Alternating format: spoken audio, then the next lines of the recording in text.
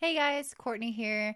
Just wanted to jump in before I get to the content and let you guys know that I have a special webinar coming up on Saturday, November 5th, and it is about Mars reclaiming the warrior within. So, this one is going to be maybe a workshop webinar style type of thing. So, bring your charts ready.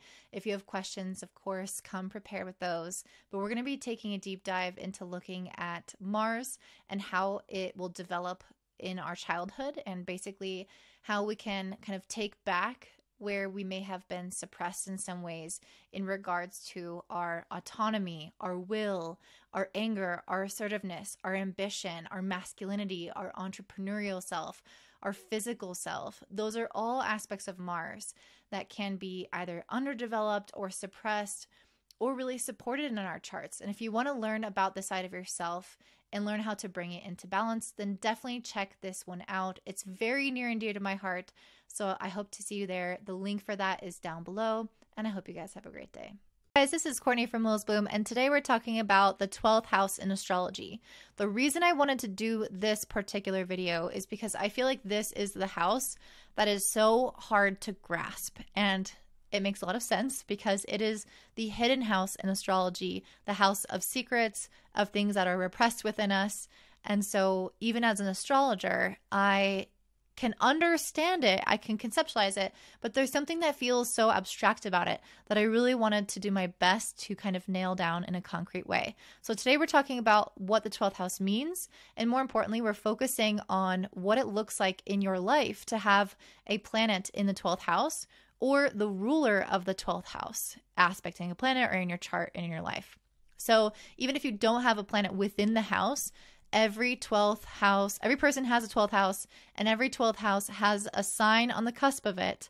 And the planet in charge of that sign is going to be the one that takes on this energy. So it's going to be applicable to everyone, and it's going to be important to understanding your own psychology. The biggest inspiration for this video is this book here, Your Secret Self. And so a lot of this is an outline from this book, and of course my own personal experiences as an astrologer and as somebody who's read my own chart as well.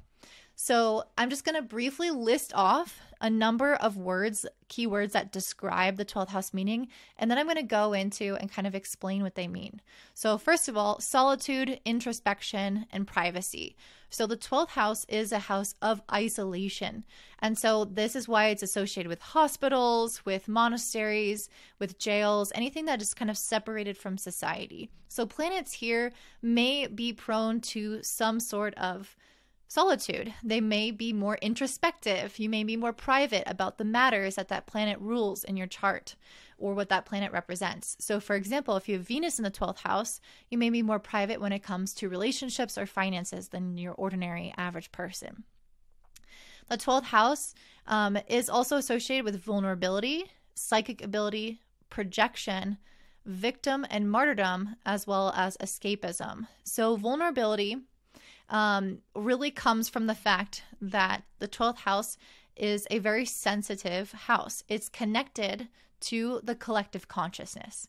So it's essentially like us as individuals taking our outlet and plugging it in to or our power cord and plugging it into the outlet of a house. We are connecting to the circuit board of a collective consciousness. And so there is a sense of vulnerability here, as we don't necessarily always have as many layers of protection in this kind of circumstance. We are connected, we are one, and so we become very psychically porous, and people with planets in the 12th house tend to feel that planet for the world. So for example, if you have your moon in the 12th house, you could sometimes feel like the emotional fluctuations of the world, or Neptune, where you're really taking on energy of those around you. And so it'll be even more important for you to develop psychics, like a psychic membrane, in order to protect yourself from energy leakages or from sponging up too much energy from others. Projection. So the 12th house is a house of what we disown. And we're going to talk about this in a minute. Actually, I'll just talk about it now. So the 12th house is a house of repression, what we disown, psychological complexes, hidden weaknesses, fears, all those things. So these are essentially parts of ourselves that have been neglected or disowned in order to survive. So if we think back to our childhoods, there's some aspect of the planets here, or the sign that's on the cusp of this house, or the planet that rules that sign. There is some aspect of those energies that during our childhood were not allowed to exist. And this could mean that we had a parent that took up all of that energy for the whole household, and there was no more capacity for anyone else to experience it. For example, a parent with a lot of rage maybe took up all of the rage in the household and never let anyone else experience anger because it wouldn't be safe with someone with so much rage. So other people shut down their rage and disowned it. And so what happens, as I mentioned earlier, is projection, where we will then encounter people in our lives who represent or who embody that planet very well, or they embody it more than us. And what we'll do is we will see them and we will think, oh my gosh, this person has so much anger. They have so much Mars. They have so much rage. When in reality, they probably do embody it, but to a lesser extent than we actually are realizing. And it's because our projection can also magnify. So not only are we attracting people who have the things that we are disowning within ourselves, but we do experience rage. We maybe do experience this weird relationship with anger, but we don't have full consciousness of it. And so what we do is we then see that in the other person, we project it onto the other person, and we see it as a magnified or maybe worse version than what is really happening. So anything that is disowned or repressed becomes a shadow, and the shadow is still there. The shadow is still operating. The 12th house is hidden, but it doesn't mean that it's non-existent. And so anything within this shadow version of ourselves can run rampant and can come out very aggressively at certain periods of our life. And this is because a transit will happen that will unlock that planet, will unlock something in our 12th house box of treasures, and then all of a sudden we will burst out with rage, or we will burst out with desire, or something that we have really compacted and pressed down within us. So these repressed, disowned parts of ourselves are operating on a daily basis with us. They are hidden motivations, unconscious drivers to make certain decisions, often leading to self-sabotage.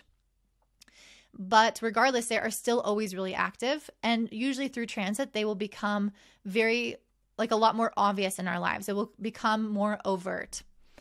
And so this 12th house is also linked to victimhood and martyrdom, as well as escapism. So 12th house is associated with the planet Neptune, and Neptune and the 12th house share this tendency of victimhood and martyrdom. So I think that this may stem from also childhood as well, where because this part of us was not fully owned and integrated, we now can take on the role of the victim in regards to that area of our life. So maybe we were a victim in childhood. Maybe we did have a really rageful parent. There wasn't a lot of room for rage within us.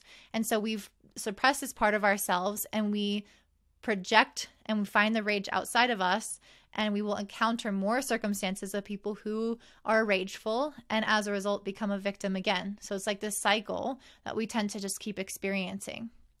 And in order to continue this illusion that we are not angry, that we don't have rage that has been suppressed for years and years and years, we tend to lean towards escapism if you're in the unhealthy version, or not unhealthy version, but more so like, I hate to say unhealthy or healthy. I really just mean that you haven't addressed it fully.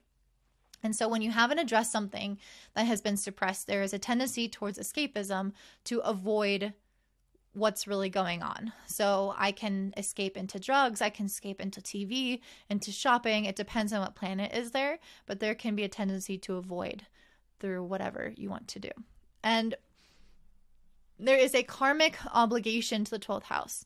It's said to be linked to our past lives. So the ascendant on the 12th house cusp, for some people, is the sign on the 12th house cusp. For some people, is known as the ascendant in your past life. Do we know that? No, but I do think that there are experiences around the sign that's on this cusp, or the planet that rules that sign and aspects it's making, and planets in the 12th house. Those all make up experiences, in my opinion, of your past life.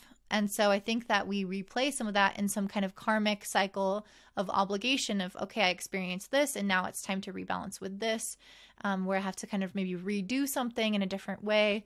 And so the 12th house has a very karmic quality to it, especially related to family patterns, which we'll talk about later. The 12th house is related to empathy and compassion, helping others in need. Very Neptunian, very giving of oneself, and it's because we are plugged in to the energetic matrix of everyone around us. And so planets here are very sensitive to others around them, and they are very sensitive to inequality or issues that people are having, suffering that people are having. And so people will tend to, when they have planets in the 12th house, be very giving with this energy. They care very deeply about others because they're impacted by it. They are one with them, and so they want to help them. There can be a sacrificing energy, like I'm willing to sacrifice myself for others. That kind of goes along with the victim martyr archetype, where I'm willing to not have my needs met to meet somebody else's needs. And there can be a lot of imbalance that happens in the 12th house. Psychosomatic illness, this is largely because the 12th house is linked to the 6th house in opposition. 6th house is a house associated with health and mental health. And so oftentimes I will see the same significations on the 12th house. So someone who's physically or mentally ill will often have some difficult planets in the 12th house. Self-defeating behavior, self-sabotage. This is extremely common with the 12th house.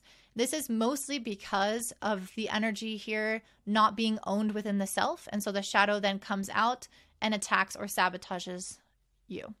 And so the more that you learn to work with the darkness of yourself, or the parts of yourself that were not recognized and honored or cultivated within childhood, the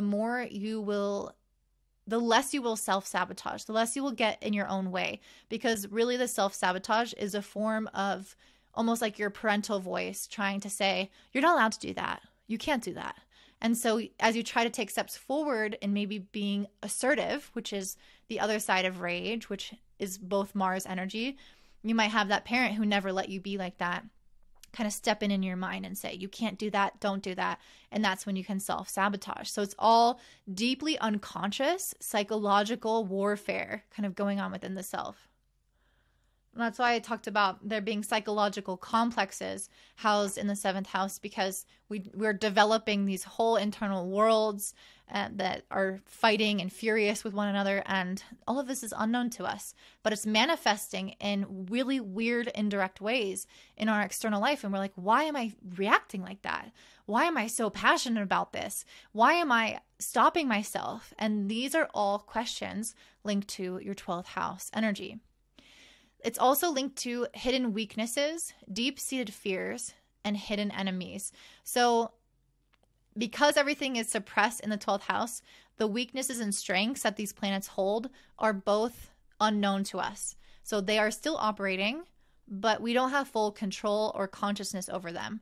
So the weaknesses of a certain planet, like Mars being in the 12th, you're repressing your rage. The weakness of your anger coming out in really weird ways is still there. It's just you're not knowing about it. You're not even fully aware of how that's playing out in your life, and you may feel justified in your over-exaggerated response. And it's because you have so many years of triggers and everything behind it that you have not fully unpacked.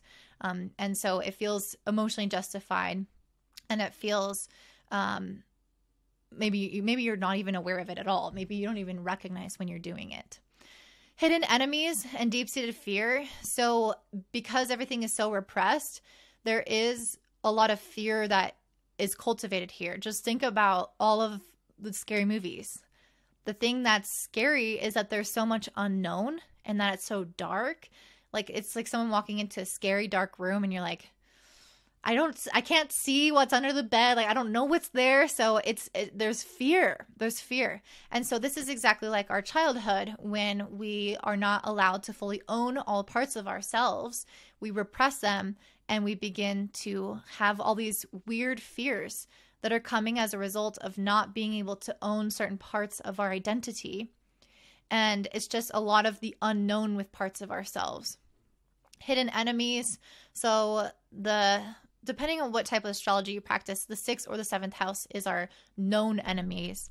And then the 12th house is our hidden enemies. So people who are friends who would try to self-sabotage or try to sabotage you or whatnot. So it could be related to people that are also kind of out to get you in some ways. Imagination, internal images, dream life, receptivity to higher states of consciousness, faith in the universe.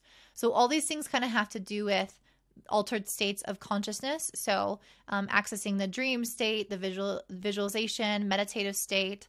It's basically because it is detached from ourselves. It's almost like when we actively choose to go into a detached state from our body, from our lives, and into these different states, we have a lot of power that can come through there. So planets that are in the 12th house will be extremely psychic, extremely creative, extremely imaginative, quite private. So they're not always like stuff that everyone would see about you or that you would even recognize within yourself, but they are kind of superpowers in these areas of your life. And it's a very abstract house. As I was mentioning at the beginning, it's hard to nail down, which is why things are represented through images and visualization rather than through more concrete terms. Self-undoing in a past life, gifts and talents from past lives. So again, the 12th house is linked to our past lives and the just overall experience with it. If you have some difficult planets here, you could have had some kind of karma or self-undoing that you played out. If you have some positive planets, they could be more so your talents, or likely a mixture of the two. Prenatal experiences and early trauma. So in astrology, the ascendant is your birth. So you were born, and any planets on the ascendant represent that experience for you. So if you have Saturn there, you're kind of holding on. You don't maybe want to be born. You have some kind of delay or hardship around that. If you have Chiron, maybe you had some kind of painful birth. If you have Jupiter, you were excited and happy to be born. But there were a lot of experiences that predated that moment in time. So any planets in the 12th house represent those 9 months where you as a soul were maybe slowly coming into the body or whatever you believe, and you were experiencing a connection with the mother. And so your mom may have gone through a vast array of emotions and experiences getting ready for this pregnancy. And so you can see what she experienced, what her thoughts were, what her fears or her excitement was. And those things were directly connected to you. Like you were part of her body. You were feeding through her umbilical cord. So this connection is not just food, it's energy. It's the thoughts that she has had were being digested into you in some way. And so all of the planets in the 12th house will represent those prenatal experiences, before birth experiences, where she may have gone through some serious trauma, where she may have had a partner that didn't want you, that maybe your dad kind of came around, but oftentimes you'll see, for example, with Saturn in the 12th, there's fear around being pregnant, around giving birth, around what that might mean for her, for the relationship, or maybe the partner wasn't on board. So there are ways in which it can really color your experience. And so those things were literally directly transmuted into you. But as you grow older, you're not aware of what happened in the womb. And so they are a part of your cellular experience while not being a part of your conscious experience. So this is extremely important to ask your mom what those 9 months were about, what happened to her, what her partner was like, what her circumstances were like, because that's going to, again, color who you are today and how you maybe perceive life and perceive how you might be welcomed or not welcomed into this world. And that's what I kind of mean by early traumas as well. And maybe even early childhood traumas could be associated with the 12th house as well. Unfinished business, this kind of has to do with like the karma, the past lives, but things that feel like they need to be wrapped up or repeated can appear in the 12th house. Things associated with meditation, self-love, inner power we draw on in a crisis, all are in the 12th house. Because as I mentioned, things are repressed there. And so it sometimes takes a crisis to bring out the resources that we already have, the things that are really actually innately within us that we have kind of blocked or subdued or repressed or not looked at. Those things will come up when we absolutely need them, and we have to use them to fight. And again, I already kind of mentioned meditation and love and all these things being very core to the 12th house because it is connected to God and universal consciousness and the miracle of existence and all of these things, like the being a part of the womb, that oneness, all of those things are the 12th house. And so self-love is a big natural part of it, although it can become distorted through our childhood. It's also associated with hidden resources, strengths, and weaknesses, which I feel like I've already covered. Okay. So we tend to over or underdo the energy of the planet or a sign associated with the 12th house. So this could mean an all or nothing kind of mentality. I am either going to be rageful or I'm going to be super indirect and passive. And that could be like Mars in the 12th house. Or, I don't know. We're going to look at all the planets, but you can kind of see how you might swing on the pendulum. And that's not always going to be the case, but if it's manifesting outwardly, it's likely to burst out in a big way. And if it's not manifesting outwardly, it's likely to be suppressed. And so that's why it can be this kind of all or nothing. The planets here are often have an inwardly turned energy, and they, again, represent unresolved issues from past lives. So the 12th house sign is associated with the ascendant in our past life, potentially, and then the planets aspecting that sign or that ruler. So, for example, I have Leo on my 12th house cusp, which the planetary ruler of Leo is the sun. And any planets aspecting the sun are going to show my experience of my past life. So I have my sun making a sextile to Mars in the 11th or the 12th house, depending on which house system you use. And so this can kind of tell me maybe what I've experienced in a past life in regards to business or men or assertiveness and all of this. It's also, I don't know if I've already mentioned this. I think, yeah, I did mention this. You can have overstimulation of a parent expressing too much of a certain energy that doesn't leave room for you to do it, or it could be unacceptable and rejected by your parents. So this energy will operate subliminally and indirectly, and you're often going to repeat patterns over and over again until you figure out how to make different decisions, until you break that pattern. But it's essentially representative of the subconscious, the 12th house. And if you've ever looked at a diagram of an iceberg, you know that there's this teeny little tip and this massive thing underwater. That is the subconscious. And so it's just repeating things. It has way more control. It's just repeating our thoughts, beliefs, and behaviors again and again that were established in childhood. And so it's very hard to kind of break out of that cycle, and it takes a lot of effort and transits and everything like this to bring this stuff up to the surface. So because these planets or energies or signs have not been brought to the surface very often, they are quite primitive in their form or primal, very innate. And this actually means that they have not been socialized. They have not been pushed up against others and kind of tested out at the right age. And so we don't maybe necessarily know how to embody these energies in a healthy way. So going back to my initial example of rage, if we don't, like, let's say you around the age of 2, when you start experiencing terrible 2s and you get your kind of, this is when you get your willpower, right? You're testing out your willpower, your initiative, your I am statements. You're pushing back on what your parents tell you. You're defying them. And if during this time it was met with a lot of criticism, or you were shut down in some kind of way and your will was not responded to healthily, you never really formed the ability to continue to push back. And so, again, this expression of anger or asserting yourself might come at weird, awkward times in your adult life, or you might express it in strange ways because you never learned how to do it with kids around you, with your parents, with your family, in a healthy way. You know, it's like expressing rage and then having the right boundaries placed on you and the right openness to this rage or this will. And so what happens is, again, you're doing this all in adulthood. So it's like quite primitive, and it can carry a lot of weight also behind them when you do react. So it's like this unsocialized version of this energy just bursts out, and it's packed with years and years of triggers behind it, where you were told no, where you weren't allowed to be yourself, where you weren't allowed to assert yourself. And then you're trying to do it now in adulthood in this really kind of catastrophic or over dramatic, unsocialized way, with all this power and this might behind it, because there's, years of triggers. And so you can imagine that these planets and these energies are kind of shocking to people around us. They're things that don't make sense. Like, why did I react that way? Why did I react so strongly?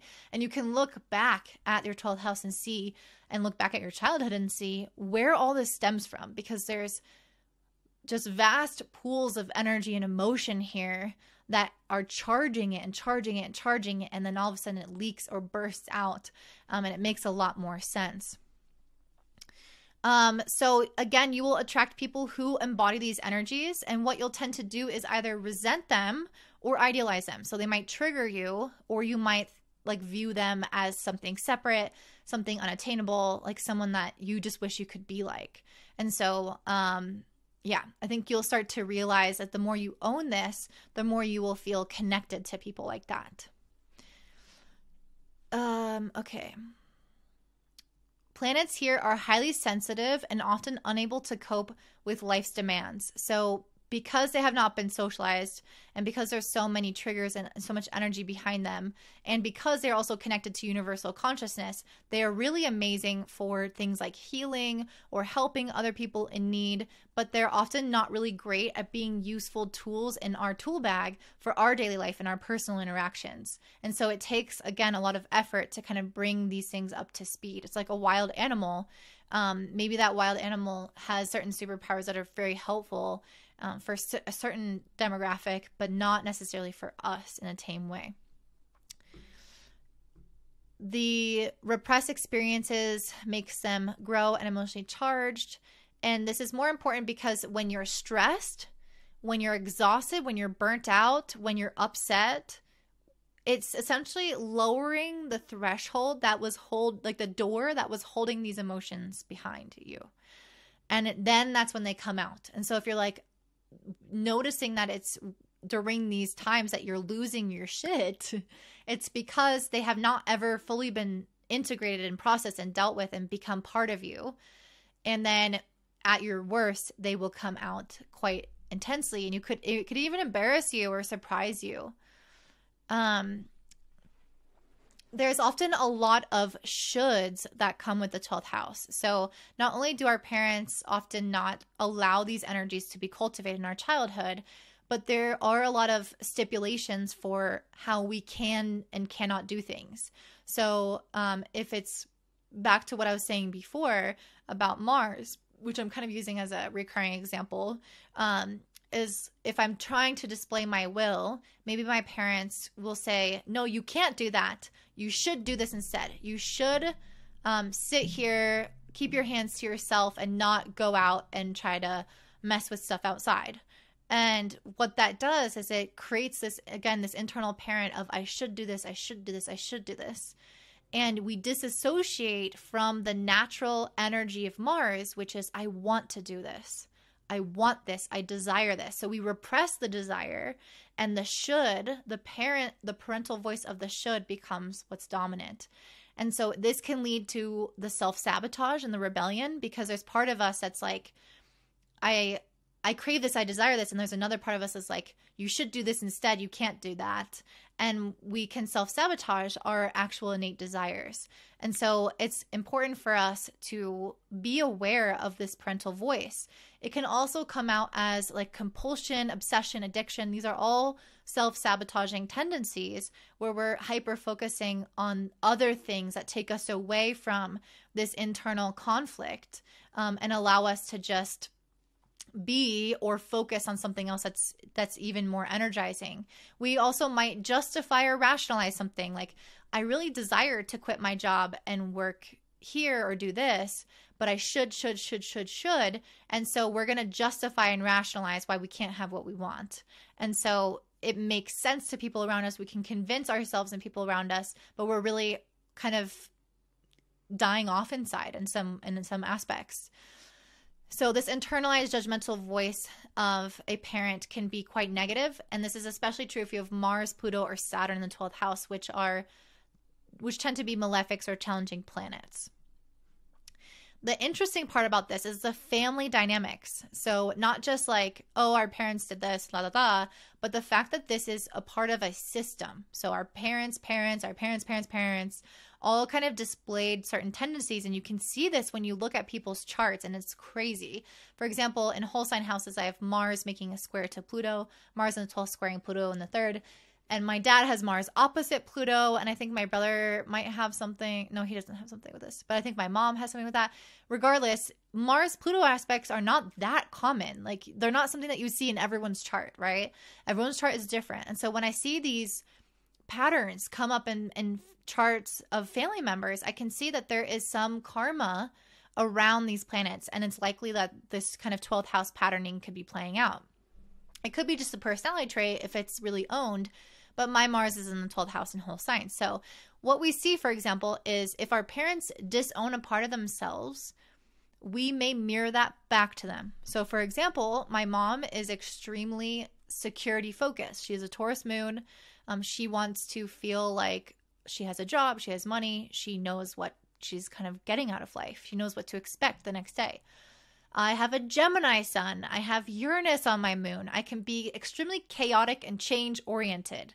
Change is where I feel kind of the best, and that might be its own issue on its own for you guys to diagnose. But regardless, I am brushing up and rubbing up against a disowned part of herself. So maybe in some ways security is important, and maybe in other ways for her security has been a blanket that she's held onto, when in reality she would have been better to make certain changes. And so as her child, I may kind of rub up against her with my changing kind of chaotic personality or lifestyle choices, and mirror this to her. And then she may then be triggered by that and reject it.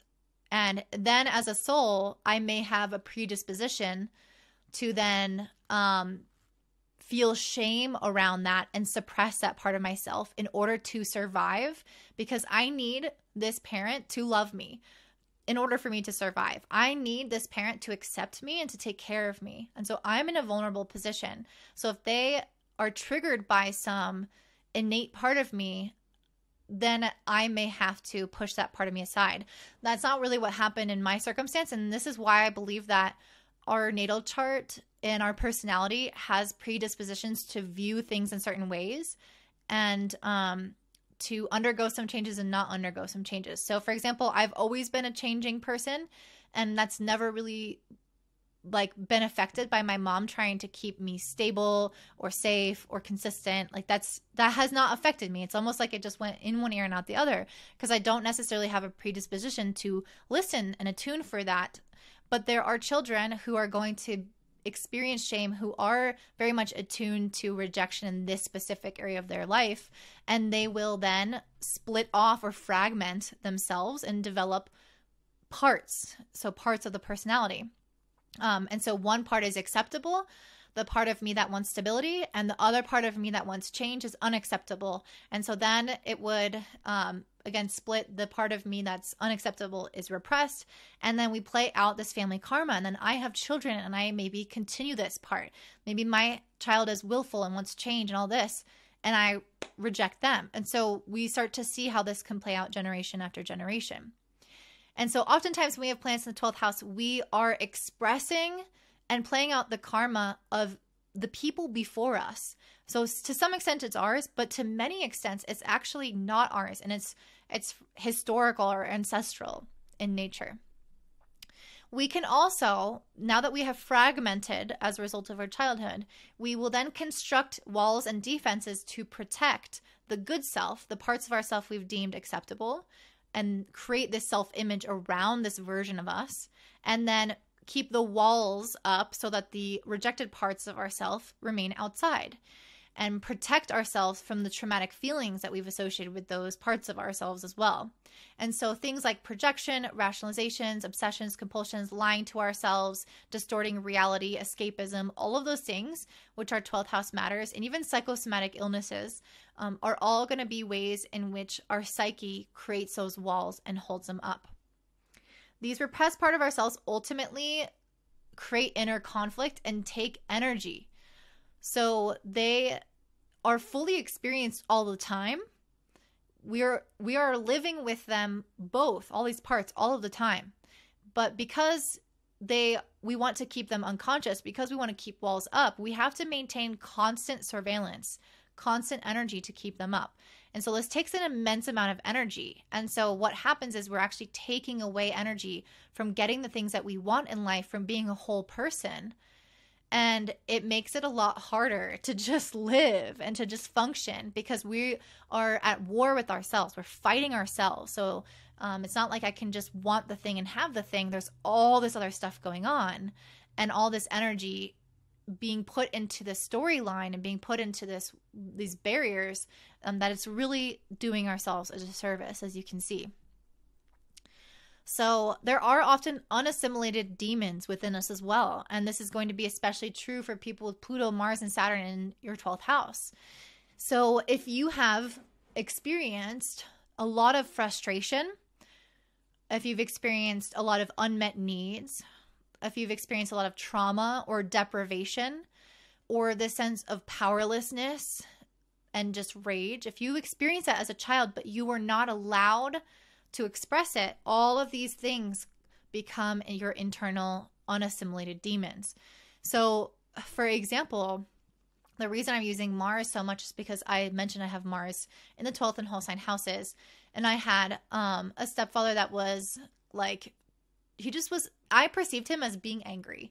Whether he is or isn't, I I perceived him as being an angrier type of person. He wasn't always angry, but it definitely wasn't okay for me to ever be angry around him because he was the angry one. So what would happen is if he ever made me really, really angry, I wasn't ever allowed to express it. So I remember there were times I would go into my room, shut my door, and just cry so hard, but it was a cry of rage. It was not a cry of sadness.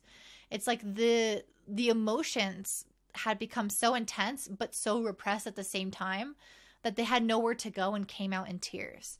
And so these emotions now I'm processing as an adult, and I have to be really aware of, is this person reminding me of my stepdad? Is this person triggering this rage within me? Because there are unassimilated demons with these planets that, again, make you have a lot of like frustration, all this unprocessed upset about things being extremely unfair or extremely emotionally challenging, and they had nowhere to go. And so, again, they get kind of compacted and held inside of a little box. And you have to deal with that as you get older. So there are, okay, sorry, before I go to that, the 12th house also shows our deepest fears in childhood that cause our fragmentation, especially fear around losing the nurturing, being taken care of, losing our sense of self, our security, our needs, our values. Okay, so there are this book explained very well that there are two types of guilt that we experience. So we're kind of in a rock and a hard place. So in our unconscious, we're either going to experience neurotic or existential guilt. So if you are trying to move past some of these patterns, if you're like, I don't want to be angry anymore, I want to know, or I want to be angry, but I want to be angry in a healthy way, I should say. If you're ready to integrate this, integrate your Mars, the neurotic guilt might come up where you unconsciously have this parent inside of you that's disapproving of your desire to then become healthy. You can't be rageful. You can't express that part of yourself. Only I can. There's these unconscious patterns and thoughts in your mind that are coming up. So as you are making progress, as you're going to therapy, as you're working on yourself, the neurotic guilt can come in on a subconscious level and threaten to punish you. And so it can be hard to move forward because it's not like you just decide to move forward and that's it. There is a lot of unconscious wiring with the parent in your head that almost doesn't want to allow you to move forward. And if you decide to not confront this, the other option is to remain detached. So this could be you having some kind of fantasy, lying to yourselves, escaping, all of these things that I mentioned where you are becoming detached from what's happening. So you can either face it, go into it, or let it operate subliminally and go into your own world, your own fantasy world. And what this does is it is an existential guilt because our soul knows that we are preventing ourselves from reaching our fullest potential and our greatest success So we either are going to experience the neurotic guilt of this parent mind in our head telling us we shouldn't do that, or we're going to experience a soul existential guilt where we feel that we're never going to live up to what we decided to do in this lifetime. So there's a lot of really heavy emotion around either one of these. But if we're going to experience guilt, we might as well experience guilt and move forward at the same time, right? So I say let's go with our neurotic guilt. And this might not be something like that you even identify because it is unconscious. So you might be like, I don't ever think that I shouldn't do that or da da da. And it's not. All of these things are operating underneath the surface. And so, yes. All right, so now this is a long video already. Oh my gosh. This literally took me 2 days to write up all the notes for it, to get prepared for this. I'm honestly quite tired already. So please, if you do enjoy this, give me a thumbs up, comment down below, share it with your friends, subscribe. Give me some kind of breadcrumb from this because I would really appreciate it. All right, now let's go ahead and get into all of the planets in the 12th house. And remember, this is going to be related to not just planets in the 12th house, but the planet that rules the sign that's on the cusp, which I'll go over those really quickly. And any planets aspecting them will also add richness to the story as well. So planets ruling the sign on the cusp. So Aries would be ruled by Mars, Taurus would be ruled by Venus, Gemini would be ruled by Mercury, Cancer would be ruled by the moon, Leo would be ruled by the sun, Virgo would be ruled by Mercury, Libra would be ruled by Venus, Scorpio would be ruled by Mars or Pluto. I like to look at Mars because this is a traditional ruler. Sagittarius would be ruled by Jupiter, Capricorn would be ruled by Saturn, Aquarius would be ruled by Uranus or Saturn. I look at them both. And then lastly, Pisces would be ruled by Neptune or Jupiter, and I look at them both. So let's go ahead and dive into those. Definitely pull up your chart if you don't already know it, and you can see if any of these things resonate. I will also say that if not everything is going to resonate. So things will pop up in certain ways and manifest in certain ways in your life depending on your personal chart, your childhood experience. So I'm really listing off potentials here. One or two of them might really, really hit the nail on the head for you, or maybe versions of those, like iterations of those, and maybe, others will not resonate at all. So just keep that in mind. This is not meant to entirely identify you. This is a really small part of your chart. And if you want me to go more in depth in your personal chart, definitely check me out at willsboom.com. I have tons of amazing readings, and I also teach astrology if you want to learn how to do this for yourself, and you can check that out down below.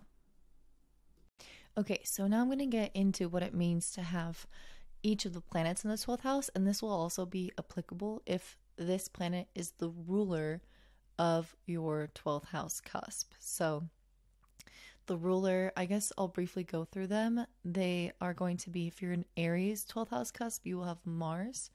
If it's Taurus, you will have Libra. If it's Gemini, you will have Mercury, Cancer, the moon, Leo, the sun, Virgo, Mercury, Libra is Venus, Scorpio is Mars or Pluto. Mars is the traditional ruler. Sagittarius would be Jupiter, Capricorn, Saturn, Aquarius, Saturn or Uranus. Neptune is Pluto. Pisces is Neptune or Jupiter. Jupiter would be the traditional ruler. Sorry, it's like very, very early in the morning here. I couldn't fall asleep, so I just got up and started recording the rest of this. So basically, any planet that you have in the 12th house is going to take on a certain function that is going to be uniform for all the planets, no matter what. So any planet in the 12th house is going to be extremely intuitive and psychic, deeply psychologically aware, spiritually aware as well. So you have the potential to utilize it in a spiritual manner to help people. It's usually going to be concerned with helping people, especially underprivileged people, and it's going to be compassionate and loving. So these are all facets of planets in the 12th house that was uniform. Let's go ahead and get started with the sun in the 12th house in particular. So the sun or Leo in the 12th house cusp is going to show a childhood in which the ego development was not typically supported. So this could indicate that there's something about yourself and your identity that was sort of rejected as a child. And this could be simply that you were quite different from your family and you felt that you didn't really belong. Or it could be that there wasn't, a proper role model for your father figure in your life. Like maybe he didn't make a big impact on you, because typically the sun represents the father or a dominant parental figure.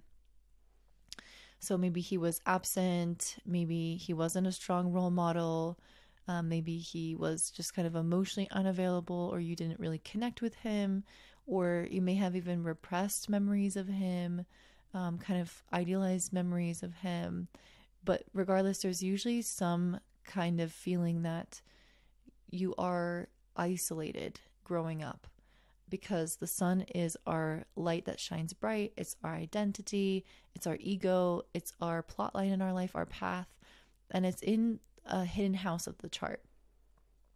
So this can make you feel like you have this rich inner world that you're trying to protect, but it can make you sometimes uncomfortable shining your light in the external world. And this could also kind of lead back to childhood. If you weren't necessarily accepted for who you were, if you felt like you were different, didn't belong, then you can then take this energy and turn inward, which is what most planets in the 12th house do, is their energy turns inward. So the sun is this really bright planet. And so this becomes then the illumination of your internal world. So you can be very sensitive to the things going on around you and to your environment. You can be almost like vulnerable to it, because your internal world is so kind of turned on. It's so receptive. It's so aware. It's so alive that it is interacting in a stronger way with the external world. It's almost like it's less used to the external world in some capacity, or less prepared, because during childhood you may have kind of developed this strong internal world, kind of going within and protecting yourself, that now going out into the world can be a little bit strange. So some of the weaknesses of this is that you may be kind of disowning your ego and lacking confidence in important ways. And as you begin to integrate this energy, you become more confident in your internal wealth. So this internal world that you've spent so much time kind of constructing and investing in, and understanding who you are, developing yourself, connecting to spirit, all those things that are important to a sun in the 12th house, that a healthy sun in the 12th house. As you like start to own your confidence, you will own more of this part of yourself. It can help you revitalize yourself and also step into leadership positions if that's something that you find that you want. Sometimes you don't want that because the spotlight can be uncomfortable.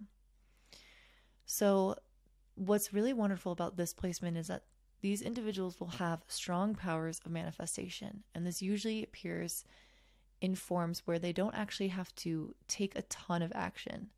So if they are in alignment with what they want, if they can see very clearly what they want, visualize it, and have a clear intention, this is usually all they need to manifest something into their life.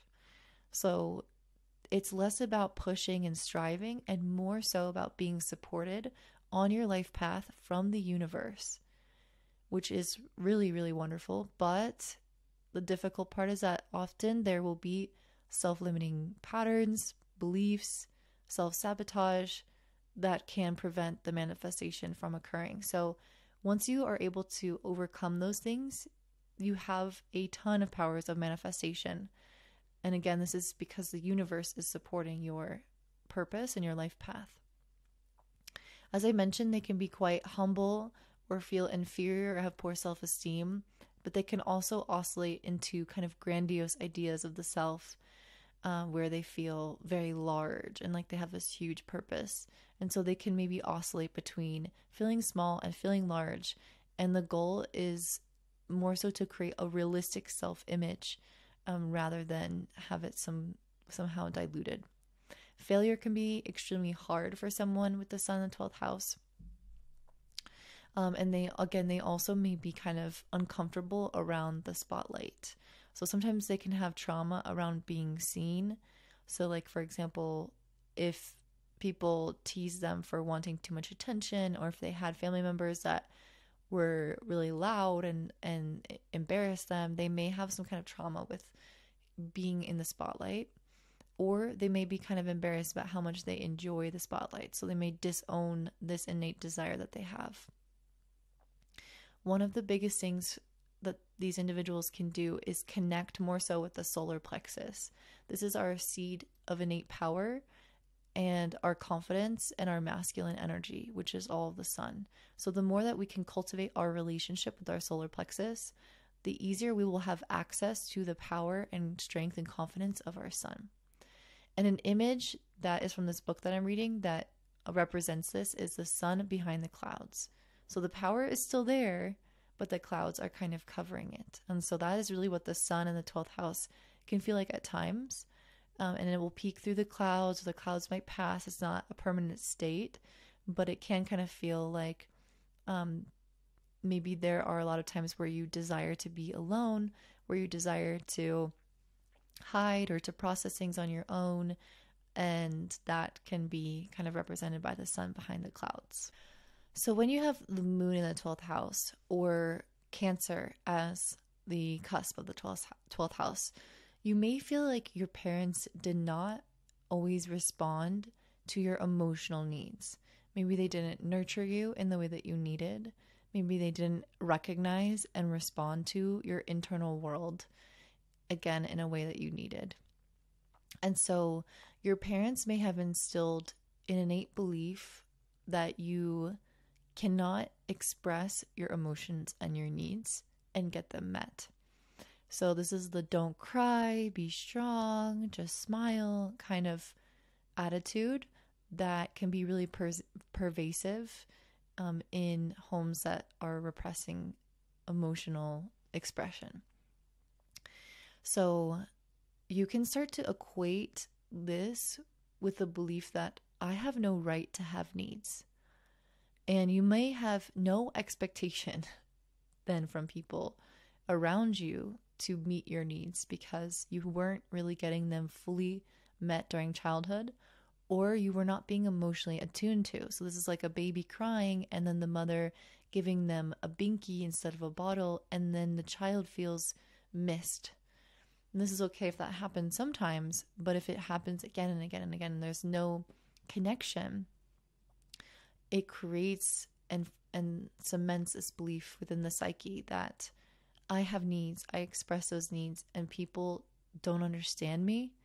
They don't know what to do to help me. They can't figure out how to attune to what I'm feeling and what I'm asking for. And as a result, I need to become emotionally self-sufficient. I need to be somebody who can take care of myself and maybe even take care of more than myself. Maybe I wasn't allowed to be a child. Maybe I had to take care of my mom because my mom was immature or a child herself in some capacity.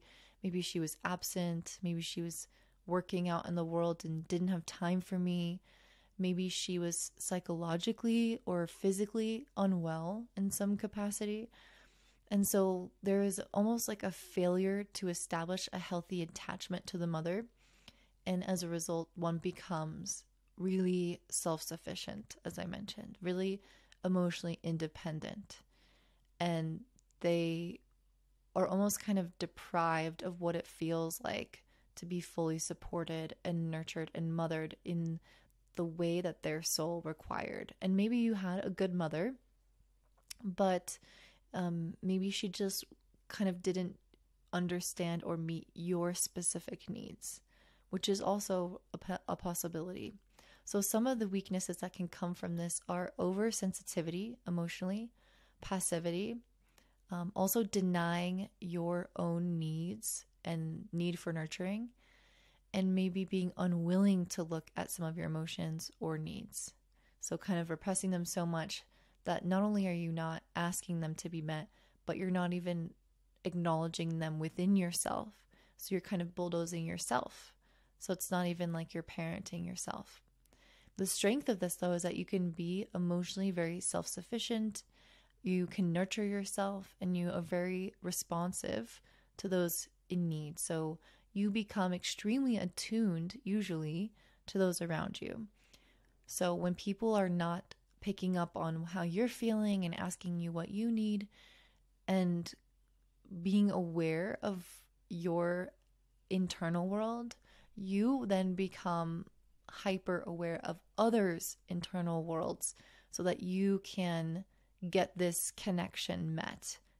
And so you're basically picking up their slack. You're doing all of the work. And so people with this placement can oftentimes be very aware of others and how they're feeling almost psychically, because they were often missed during childhood. So what this creates is often a fear of vulnerability, a lack of awareness around feelings, fear of dependency, and fear that when you express your needs in a relationship, that you will be rejected. And so you often will reject yourself first, so that you don't have to become vulnerable and reliant in a relationship. You may also find that you repress a lot of these childhood experiences. Maybe you were kind of traumatized by it in a little T way, or maybe a big T way, and because of that, it moves into the deep recesses of your mind and it's not conscious to you. You may also find that you have trouble kind of rooting down, because often the mother is our sense of security and where we feel rooted. And if you had a failure to establish a healthy bond, you may feel like you are living in a state of being uprooted. You can have confusion and dissociation in your relationships with women, and if you're a woman, in your identity as a woman. You may feel more comfortable in the idea of male values and archetypes, and you may be scared of being a mom, or you may compensate by becoming a mother, by becoming a caregiver, to kind of reestablish this relationship with your mother in an adult form. You may also hold on to a lot of your old patterns and behaviors, and this could be something that you're not really aware of, because the moon is our habitual nature, something established from childhood that we just kind of do on repeat and we don't even know it. And so in the 12th house, there can be a constancy there that you may not actually be aware of, a rigidity there that you may not be aware of. The moon is also associated not only with the feminine, with the mother, but also with the body. And so many people who have moon in the 12th house may feel a dissociation or discomfort or rejection of their own body. And this could amount to having body dysmorphia or eating disorders, or just a general loathing or discomfort in their own skin. And so it's kind of part of the journey to reparent and remother themselves. And this will also have to stem back to mothering and nurturing yourself around love for your physical body. So not just your emotional needs, but your physical needs, and loving and accepting yourself. So that's part of that journey.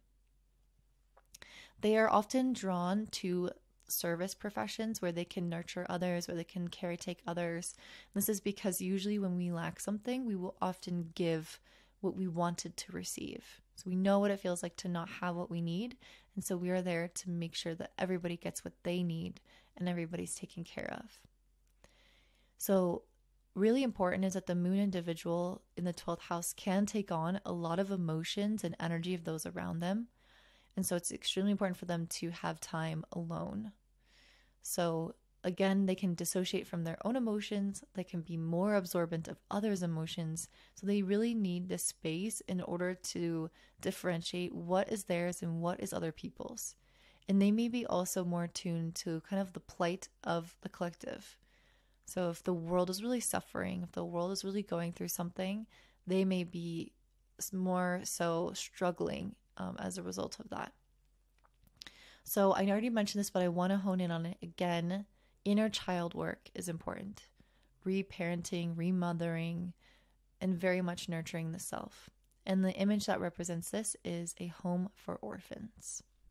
When you have Mercury in the 12th house or Gemini/Virgo on the cusp of the 12th house, you may have experienced difficulty in communication within the childhood home. So this could look like you being uncomfortable communicating about certain things, often because your family did not communicate about them. So if you didn't hear people in your family talking about their relationships and their day and their interpersonal things that are going on, you may grow up feeling like you can't talk about those things either. You may also just feel that when you did communicate about them, they were not received well, and your family could have been maybe critical of you or dismissive of you, and not really sat and listened to you and take you seriously for what you have to say or what you've experienced.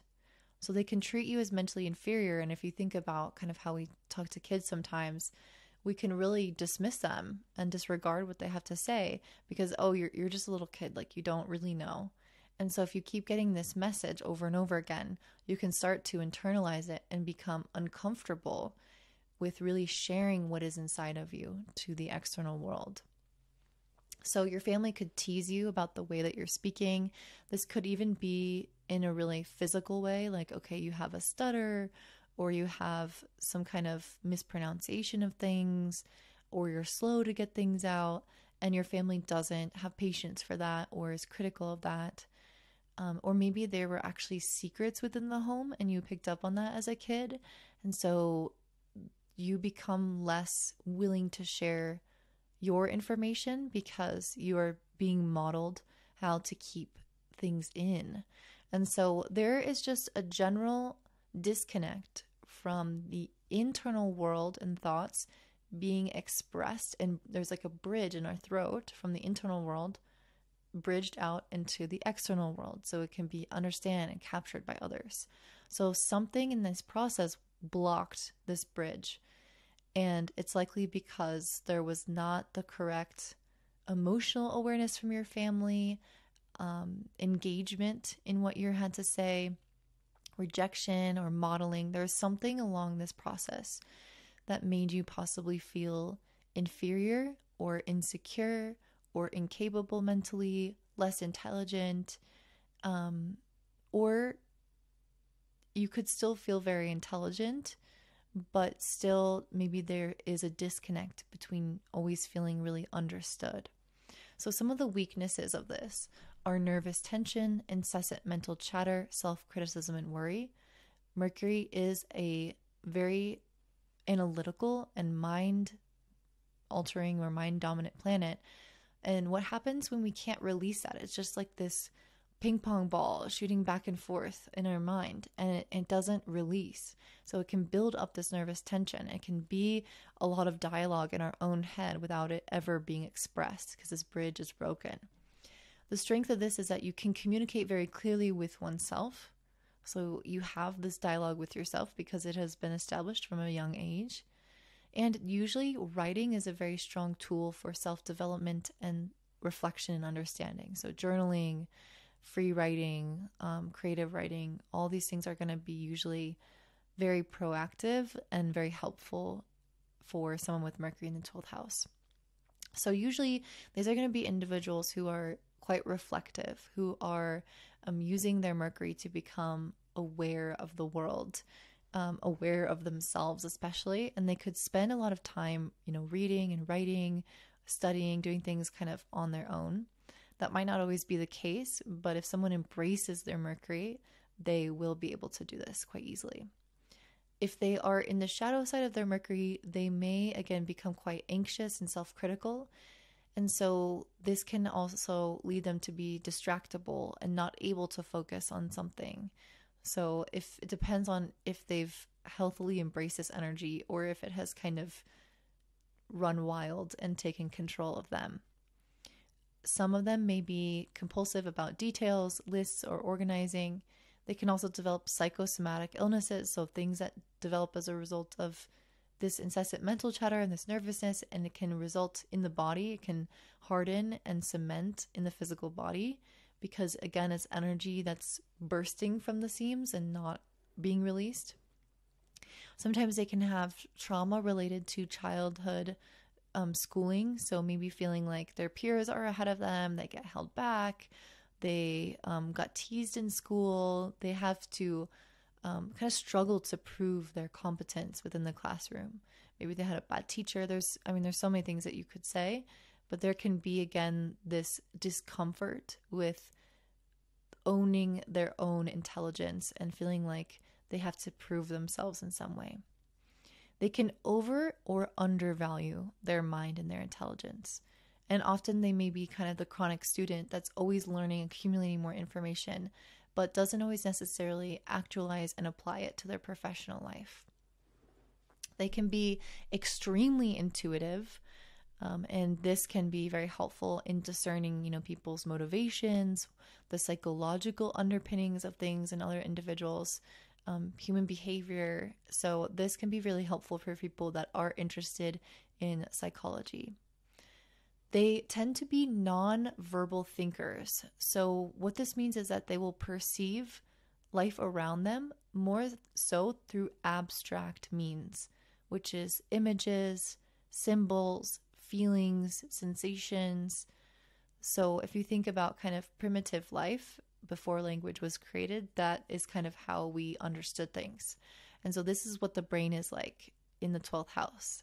It's connected more so to universal consciousness, to dreams, to fantasy, to the unconscious mind, the subconscious mind, and all of these things are pre-verbal and also operate in images just like this.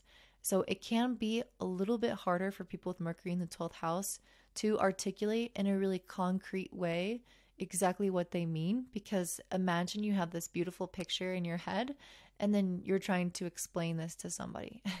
It can be a little bit hard.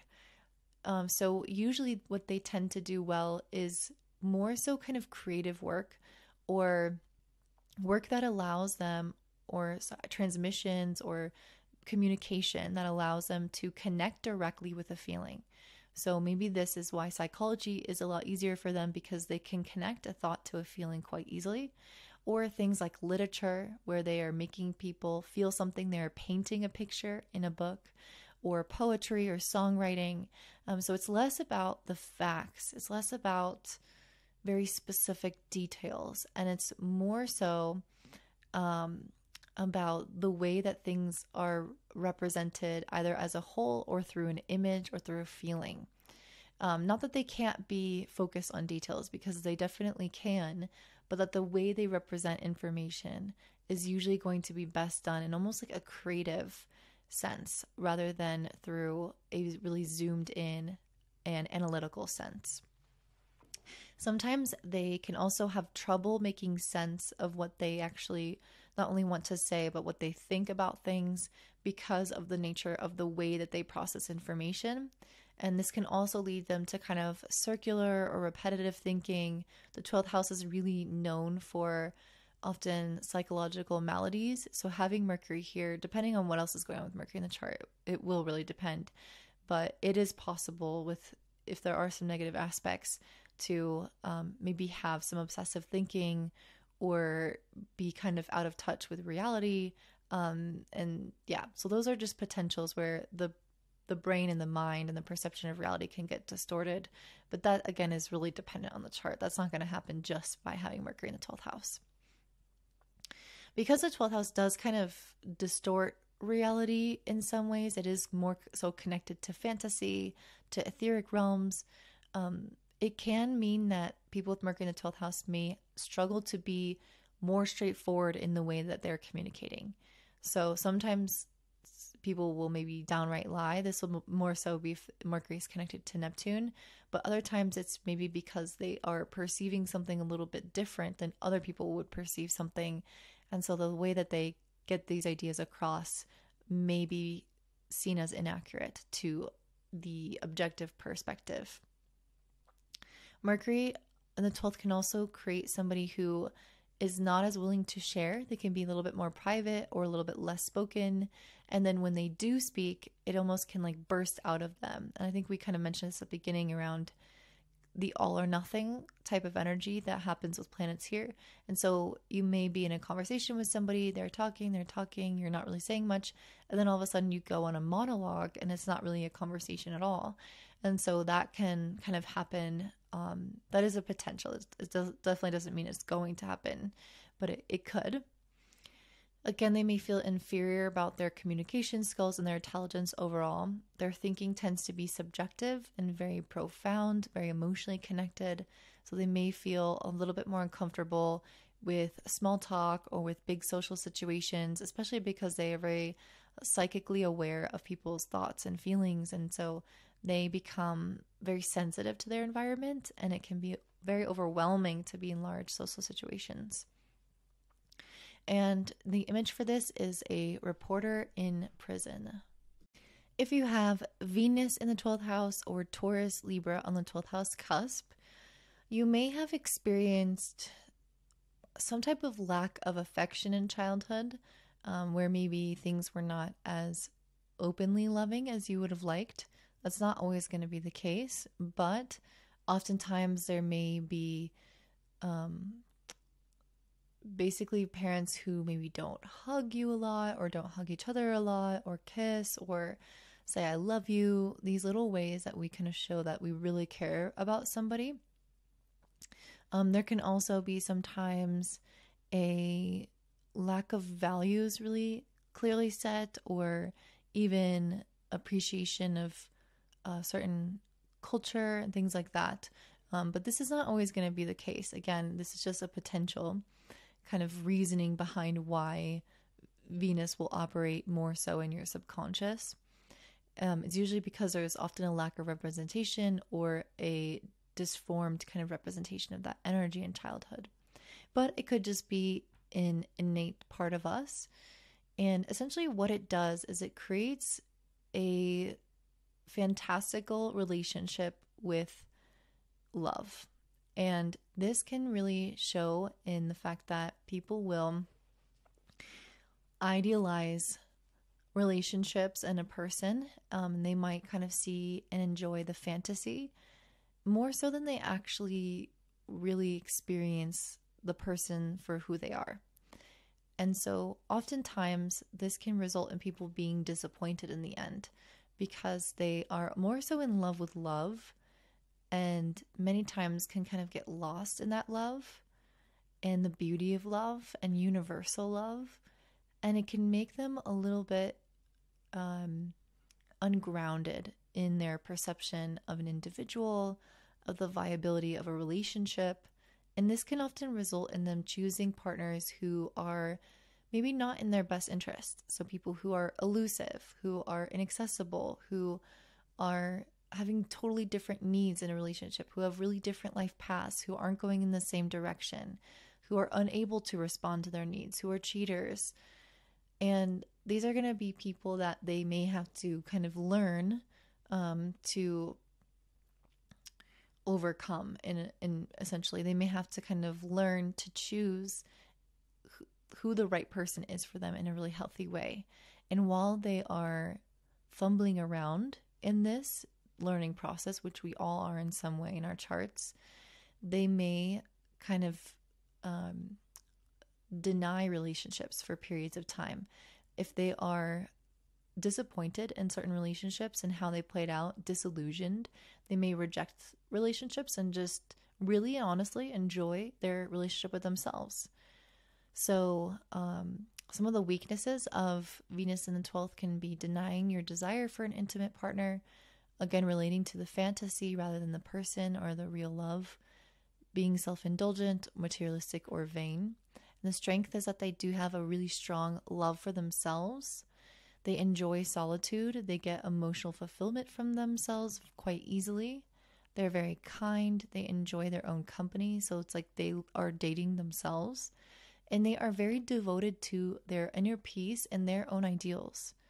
So they tend to create a lot of beauty in their own internal world, and they are able to see the beauty in the universe as well. So they're really desiring that, they're craving that, they're cultivating that. So it can be a very beautiful placement. It can also have its struggles as well. So they often wish to transcend themselves through some kind of creative expression. And this is because Venus is not only a planet of love, it's not only a planet of money, but it's also a planet of art and beauty. And so you will see this very often in people who are musicians. For example, Shakira has this, or other kinds of artists who basically are transcending their difficult emotions, the weird aspects of life that kind of bog you down, and they're creating art in order to do that. And so they're creating more beauty in the world for others. However, they can often be very harsh on their own talents. They can kind of criticize themselves or feel like they're not really doing good enough. And that's because the 12th house can be a house where we tend to maybe disown things. So not only are we utilizing the energy, but we can also not fully own how amazing we are with something related to that energy. And they may be prone to secrets in relationships. So this could be like secret infatuations. So having a crush on somebody that will never like you back, like a celebrity, for example, somebody out of reach, having like spending your days like daydreaming, fantasizing about this person in secret, or having secrets within a relationship. So maybe being attracted to partners that tend to lie or that tend to cheat, or you may lie or you may cheat, but I usually see them more so as a victim of circumstances.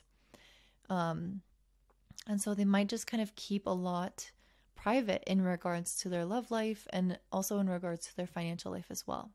Sometimes this can also be like the artist that never publishes their information or their artwork. So it's like I'm gonna create all my art in my private life, but I'm not gonna share it because it's not good enough, or I'm just very private about it. Oftentimes they're very, very big givers and may have trouble receiving.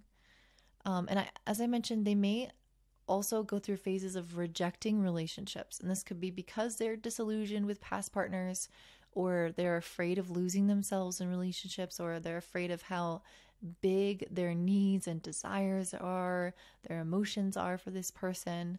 And so they can kind of push love away at times in order to protect themselves. And it's possible that they may be confused or insecure in regards to feminine identity, or the relationship with women, or the relationship with their sexuality, or with their mother. And oftentimes, again, this is because there may be some kind of lack of expression of how much you care or you love or have affection for your family members growing up. So, yeah, I think, and then also I guess one other thing I'd mention is sometimes there can be a need to sacrifice for relationships. So the 12th house is kind of where we're victims or martyrs. So you may have to give up something to be with somebody. And a great example of this is also the fact that Venus in the 12th can be related to dating someone who is foreign or who is somehow separated from where you are living. Even dating someone in jail, for example. And so there's some kind of sacrifice that you may need to make in order to be with those people. So that's just kind of an example of that. All right, up next we have Mars in the 12th house, or Aries/Scorpio on the house cusp. So Mars is our planet of action, of drive, ambition, and it's also our planet of masculinity, assertion, anger, and kind of where we set our boundaries and stand up for ourselves. So when it's repressed in the 12th house, essentially during childhood, we're often not allowed to express our anger. And this is usually because there were some kind of shaming happening around our natural boundary setting, our natural impulses, our sexual urges, our aggressiveness, our passions, our overexcitement and overstimulation. Our parents would maybe shut us down in that regards. And when we basically start developing our relationship with our Mars is around age 2, the terrible 2s, when kids start to push back, kids start to say no, they start to develop their own will, and they basically have a mind of their own. And so some parents don't allow that to happen. They may shame their kids for having these desires and impulses, or they may shame their kids for saying no or punish them for saying no. Or they may have represented anger in a really big way in the household. So if the kid sees mommy and daddy really angry and fighting all the time and quite toxic, then that kid will maybe grow up to repress that side of themselves because they are scared to be like that. They see anger as destructive.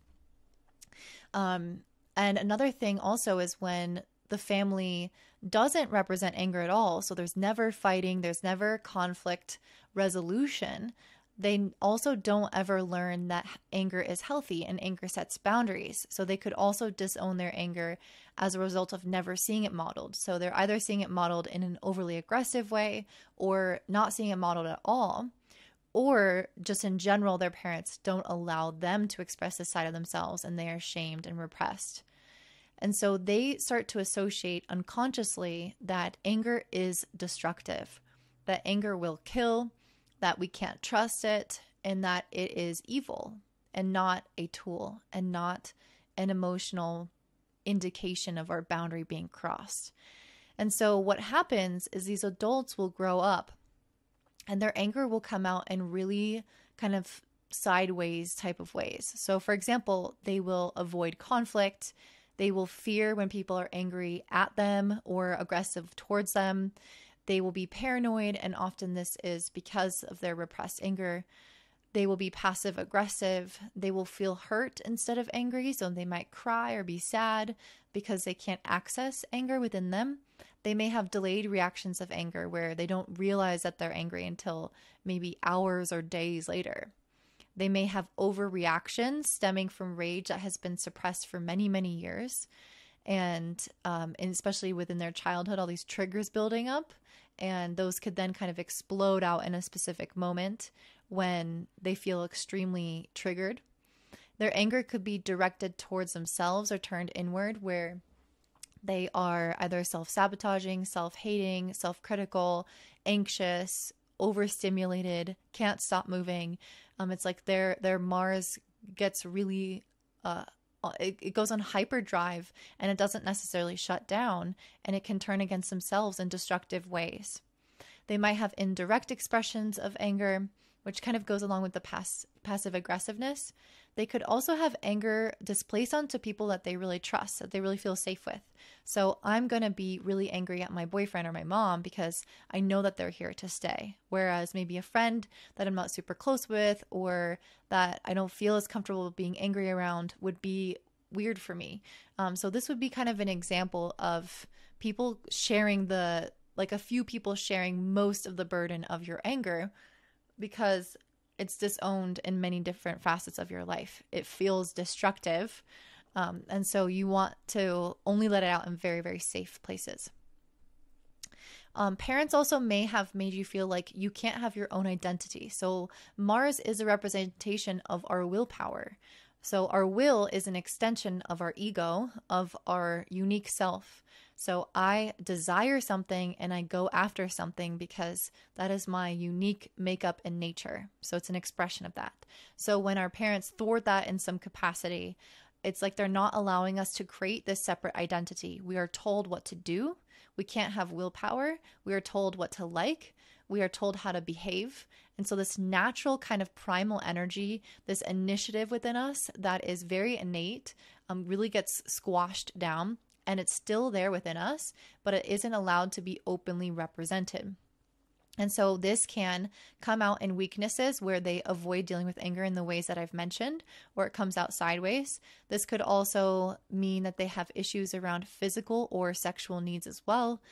They might have trouble asserting themselves and standing up for themselves and taking leadership in certain situations because of the fact that their masculine energy isn't necessarily there to protect them. I mean, it's there, but it's not consciously there. And it can turn against them instead and turn into paranoia. They may also have trouble recognizing their own motivation and their own self-interest. And they may also make some stuff mean like their self-interest their healthy self-interest, trying to get their needs met, they may make that mean that they're selfish, that they're bad, instead of having a healthy relationship with needs and desires and wants and going after them. There's a lot of shame around that process, and it can cause one to, again, push this side of you down. So where you maybe don't want things, or you don't go after things, or you self-sabotage in the process of going after things. So they need to basically acknowledge and openly go after what they want, stand up for themselves in certain situations, advocate for themselves, and openly and healthily express their anger, which may take a while to adjust to or get used to. They do have some strengths as well. So they have a huge capacity to begin anew. Mars is our energy, and in the 12th house, which is a house where we can access energy within us during a crisis. So they're basically like really foundational parts of ourselves that we can draw on, like resources within us. So if you are falling down, you can kind of always get up again. And same thing with Pluto. Mars and Pluto, and even the sun a little bit, these are all kind of revitalizing forces. And so whenever these planets are in the 12th house or even in the first house, we tend to get knocked down and come right back up again. And we just have the strength to keep going. People with Mars in 12th are highly self-motivated. So because their willpower was maybe not externally always recognized, they usually have actually a better relationship with it within themselves, although that's not always going to be the case. But if they do establish a healthy relationship with it, and maybe just have trouble expressing it, I would kind of erase what I'm saying there. They do tend to be highly self-motivated. And this is interesting because you would think that when your will is suppressed, that you would kind of deny your desires. And I do think that it's very possible for many individuals with Mars in 12th to do that. However, I think that when they're accessing the healthy and strong version of Mars, they do have the potential to be very self-driven if they're not getting in their own way. So they might be very good at like initiating activities, but the follow through, committing to it, actually like seeing something to fruition, that's maybe where the self-sabotage can start to come up. They usually have a lot of courage and determination to examine the shadows of their psyche. So they're not usually like afraid to examine these parts of themselves, although they may be less conscious of it, like we all are. They're not necessarily consciously avoiding it. They may lack physical exercise or energy and avoid strenuous exercise. And this is because, again, Mars is our energy. It's our, sorry, my dog's like laying down in the corner on my meditation pillow. But yeah, the people with this placement, Mars is like our sportiness. So people with this placement might feel actually quite strange with their body, and they might not gravitate towards really aggressive type of activities or competition in general, or things that have high amounts of risk, especially physical risk. They might be a little bit more intimidated or uncomfortable with that, especially because often they will be just more uncomfortable with their body, and not necessarily like sexually. I mean, actually, yes, maybe sexually, but more so with like clumsiness, like, oh, I don't know how to move, and I'm, accident prone, and I am just like kind of my limbs are everywhere. So things like sports and being very coordinated maybe don't come as naturally or as easily to Mars in the 12th house. At least that's the case for me. Mars is also a very stimulating planet. So being in the house of the unconscious, it's going to give rise to a constant state of internal excitement and restlessness. And so these are people who have trouble sitting down. These are people who have trouble, not necessarily sitting down per se, but being inactive while sitting down or doing absolutely nothing. These are people who are going to be having a million things on their to-do list, or they may feel like this kind of unsettled feeling when they have large gaps of time or spaciousness, because there is an internal excitement that is kind of craving external excitement as well. I think I got something in my eye. They may have a fear of asserting themselves out into the world, and may kind of enjoy doing a lot of work and activities and things behind the scenes. So, for example, I love working from home. That's just so fun for me. And it's not that I can't go out and like be a leader and run a workshop in person. I actually would love to do that.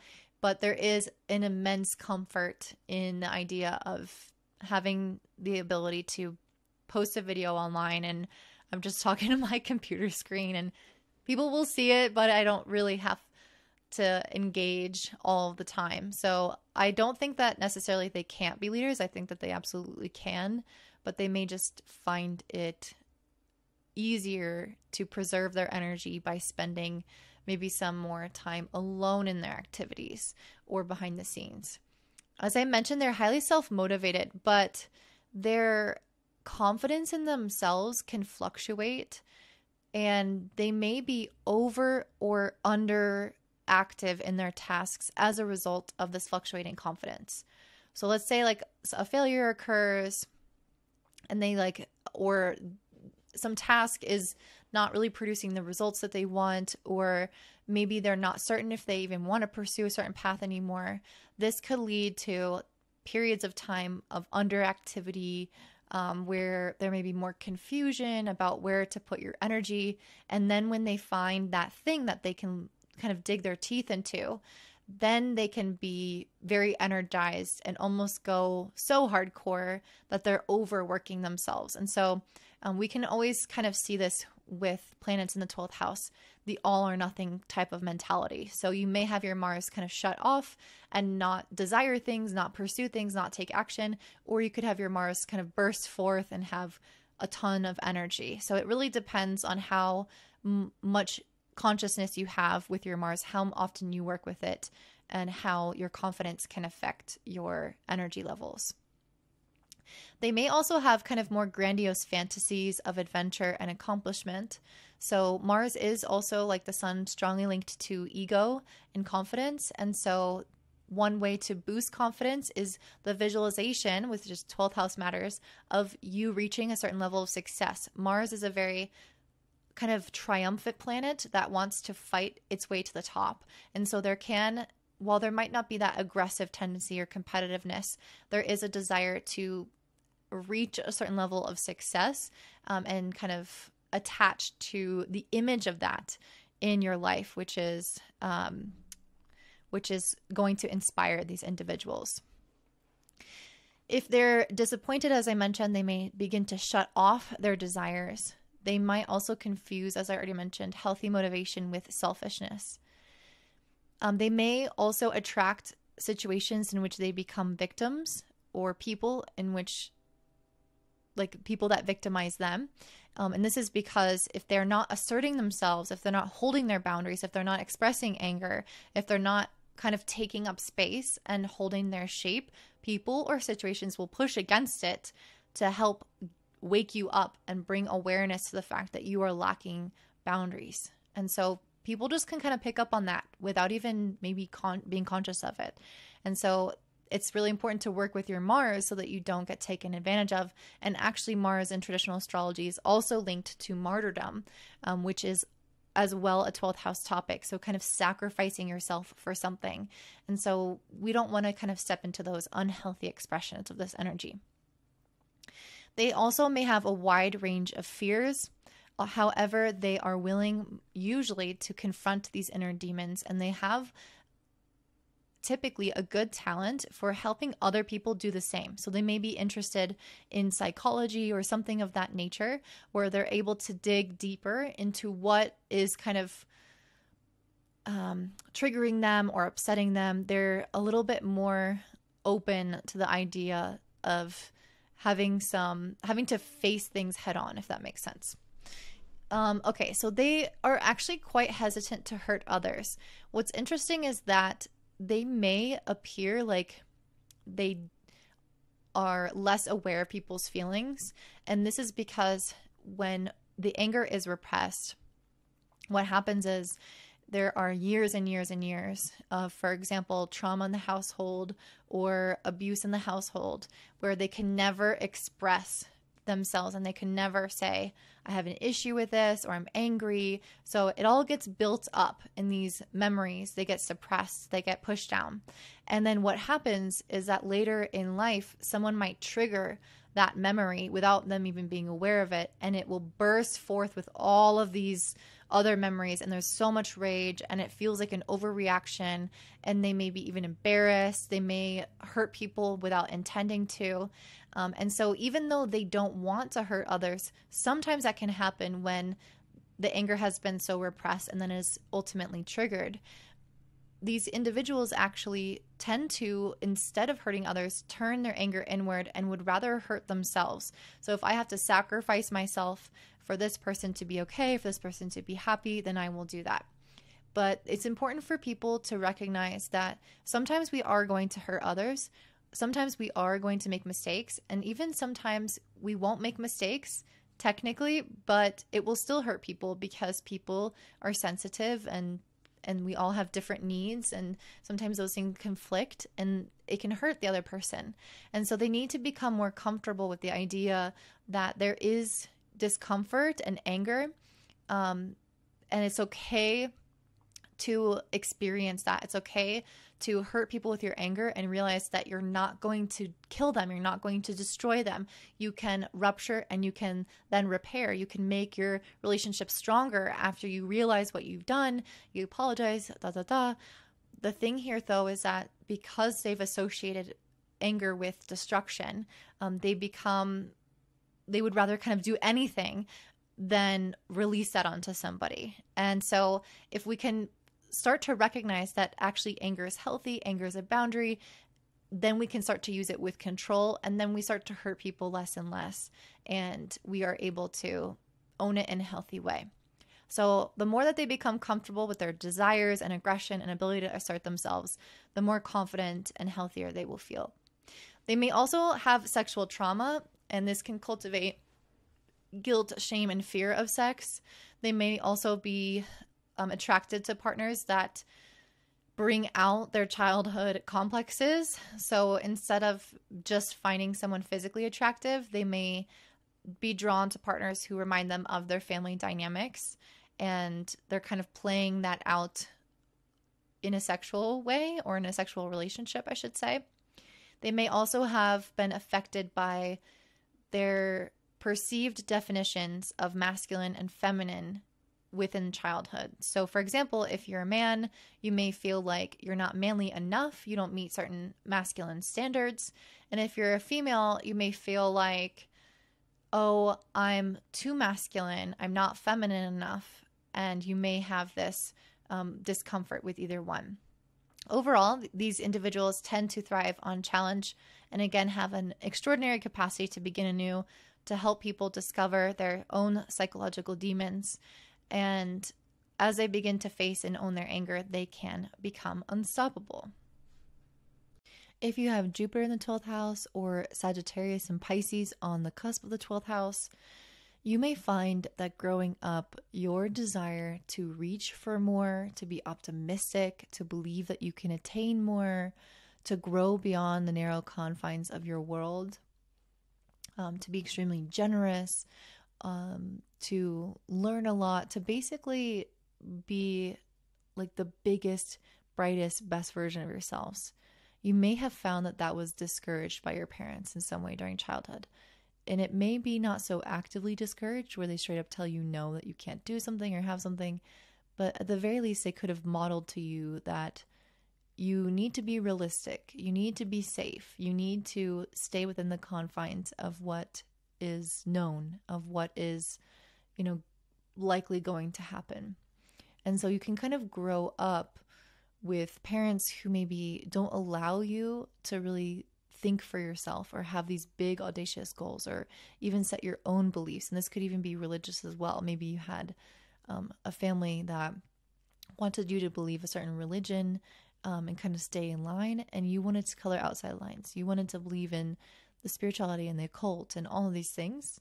And so it can make you have an uncomfortable relationship with your family growing up in regards to their beliefs, their religion, what they think is possible versus what you think is possible in your life. and growth oriented kind of mindset. All those things can be not encouraged in the way that your soul needed in childhood. And so what this can do is it can kind of suppress Jupiter energy. Although I don't think Jupiter in the 12th house is usually suppressed. It's like actually a pretty good placement for Jupiter and one of the easier things to have in the 12th house. But there can be some weaknesses from this placement, which could be, for example, avoiding confronting your own extravagance, your self-righteousness that may be there, holding on to beliefs that don't serve you, or overextending yourself for others. Being too generous can sometimes be a thing here. But there is a lot of strength here as well. So you're much more inclined to fight for your beliefs, to have faith in yourself and your future. And this is like what I was saying before about really your ability to grow from all of your experiences, to see what is possible and reach for what you want in life. You can have a rich inner life and a lot of angelic support as well. And so when I think about this, for example, would be like growing up in a household where your parents are first generation immigrants and they had to do a lot to come over to whatever country you're in, maybe the US, for example. And so they have had to really work their butt off to survive. They've become very practical and survival driven and oriented. And they may be kind of conservative in certain viewpoints. And so they grow their children with certain values as well, where they want them to achieve success through a guaranteed career track or have certain conservative beliefs to stay on track as a human. And you may be born into this family with totally different desires, being highly spiritual, intuitive, maybe wanting to do a career in art or teach, things that maybe don't make as much money. And this could feel like it's dissociating from your family in some way, which can feel very uncomfortable until you learn to own this inner explorer. So you have a considerable amount of wisdom with Jupiter in the 12th house, and you're very intuitive, which is very helpful. If you allow yourself to kind of lean into that, that can guide you through the process of owning your own potential, and stepping maybe away from the confines of what your family wants from you. You may also be very motivated to follow your bliss, follow your happy, but in some ways you might not trust the world outside of yourself. So, for example, something I was reading in this book about the 12th house is that Jupiter in the 12th house is going to indicate feeling really optimistic, your mother in particular feeling optimistic while you were in her womb.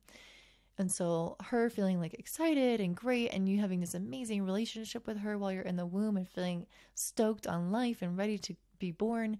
And then you're born and it's like, oh, this is kind of intense. This world is a lot. And so you are on one hand extremely motivated and happy and engaged with life. And on the other hand, may not trust it, may find it a little bit harsh for your more sensitive soul if you subscribe to that.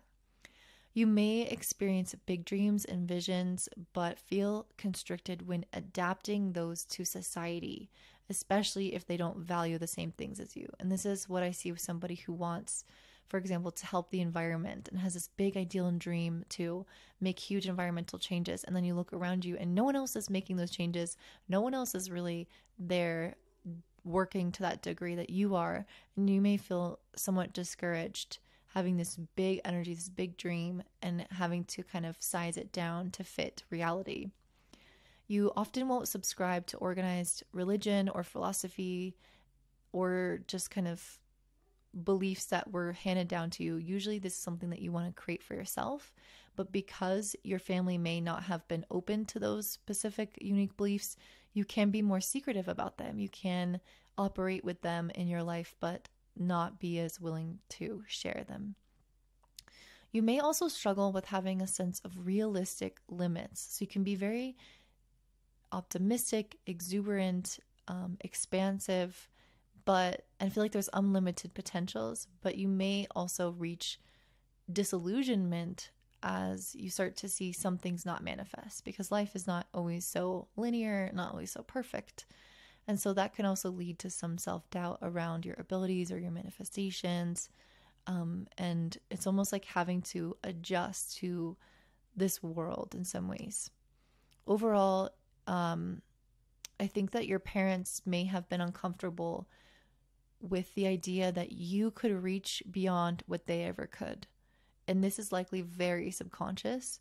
But if someone is really realistic and trying to make you safe and all this, there may be parts of them that feel like, I wasn't able to have that, so I don't think my child can have that. I don't think they can have it. I don't want them to have it, whatever that is. But it's just this level of discomfort of they're going to achieve so much more. Life is so much easier for them. And that can be a little bit weird and uncomfortable for your dynamic. It's also possible that you had parents that made a lot of promises but didn't keep those promises. And so you kind of get this behind the high, excitement about things, and then it crashes down into the reality of not following through or not manifesting into real life. And that can also kind of show up in your psyche as well. You may have had parents that don't support your own beliefs, which I mentioned. You may fear any kind of greed within yourself or lack of limits, laziness, self-indulgence, and you may also have a tendency to overextend yourself. So these may be things that you do not want within yourself, even though we all have some of these characteristics in some way. You feel prosperous also when you have lots of time for inner exploration. So being, able to cultivate a spiritual relationship with yourself, with your body, to read, to study, to plan for the future, to fantasize about what's coming up in your life. All these things being done alone is going to feel so rejuvenating for yourself, so inspiring for yourself. And so that's really what's going to make you also really great at manifesting what you're looking for. Lastly, you are often self-taught. There can be, you could maybe feel less inclined to have very strict kind of, I'm going to get this degree and follow this path. Or you may follow that and disown your Jupiter in some ways. And then the image for this is having a sacred diploma. Up next, we have Saturn in the 12th house, or Aquarius/Capricorn on the cusp. So Saturn is one of the malefics along with Mars. This one also is Mars is also kind of difficult. So if you haven't seen that one, definitely go check it out. But what we see with Saturn in the 12th house is that there is usually some link to an absence of relationship with the father. So maybe an emotional absence, a physical absence. Maybe the father was quite literally not in the family. Maybe the dad was working all of the time. Or maybe they just, in general, the father that was there was representing an unhealthy kind of model for work, discipline, organization, and coping with the reality of life. So this I have seen play out in people whose father worked super, super hard and was never home and was definitely a workaholic to the point where it affected his health, it affected the family dynamics, and it was his main priority. And so I think their child grew up definitely feeling the fact that they weren't the main priority. And so it kind of establishes and models for them this unhealthy dedication to work. And so this is often what you will see with a planet in the 12th house is overdoing it or underdoing it. So Saturn has a lot to do with our discipline and work ethic. So there may be a relationship with work where you overwork or where you don't work at all and where you don't feel like you're driven, mostly because of fears and wanting to kind of disengage from life because you feel like you can't have what you want. But that's a whole other story. So there's something about the father that is absent, that is rejecting, that is restrictive, and that's somehow unavailable. And so this becomes internalized within the child because the father in its archetype represents sort of like the structural foundation of the home. Obviously, the mother is extremely important, probably more so important. No offense, fathers, but Saturn is also extremely important as well, in the father. So what happens when we don't have this growing up, or we have Saturn in the 12th house? We can oftentimes actually hesitate to come to terms with and openly express or acknowledge negativity in our lives and negative feelings. So guilt, fear, loneliness, mistrust, especially fear of death is really common with this placement. And so what happens is there's almost like no way for us to have this hard structure, this hard membrane for us to face life and accept the reality and the kind of turbulence of life. We're not modeled how to do it. We're not given the stoic kind of strength that the archetype of the father represents. It doesn't have to be the father, but I think you know what I'm trying to say. The archetype of the father is to be somewhat unmovable, to be consistent, to be able to face harsh realities and overcome them, and kind of equip us to do that without either shutting that down or becoming hypersensitive to them.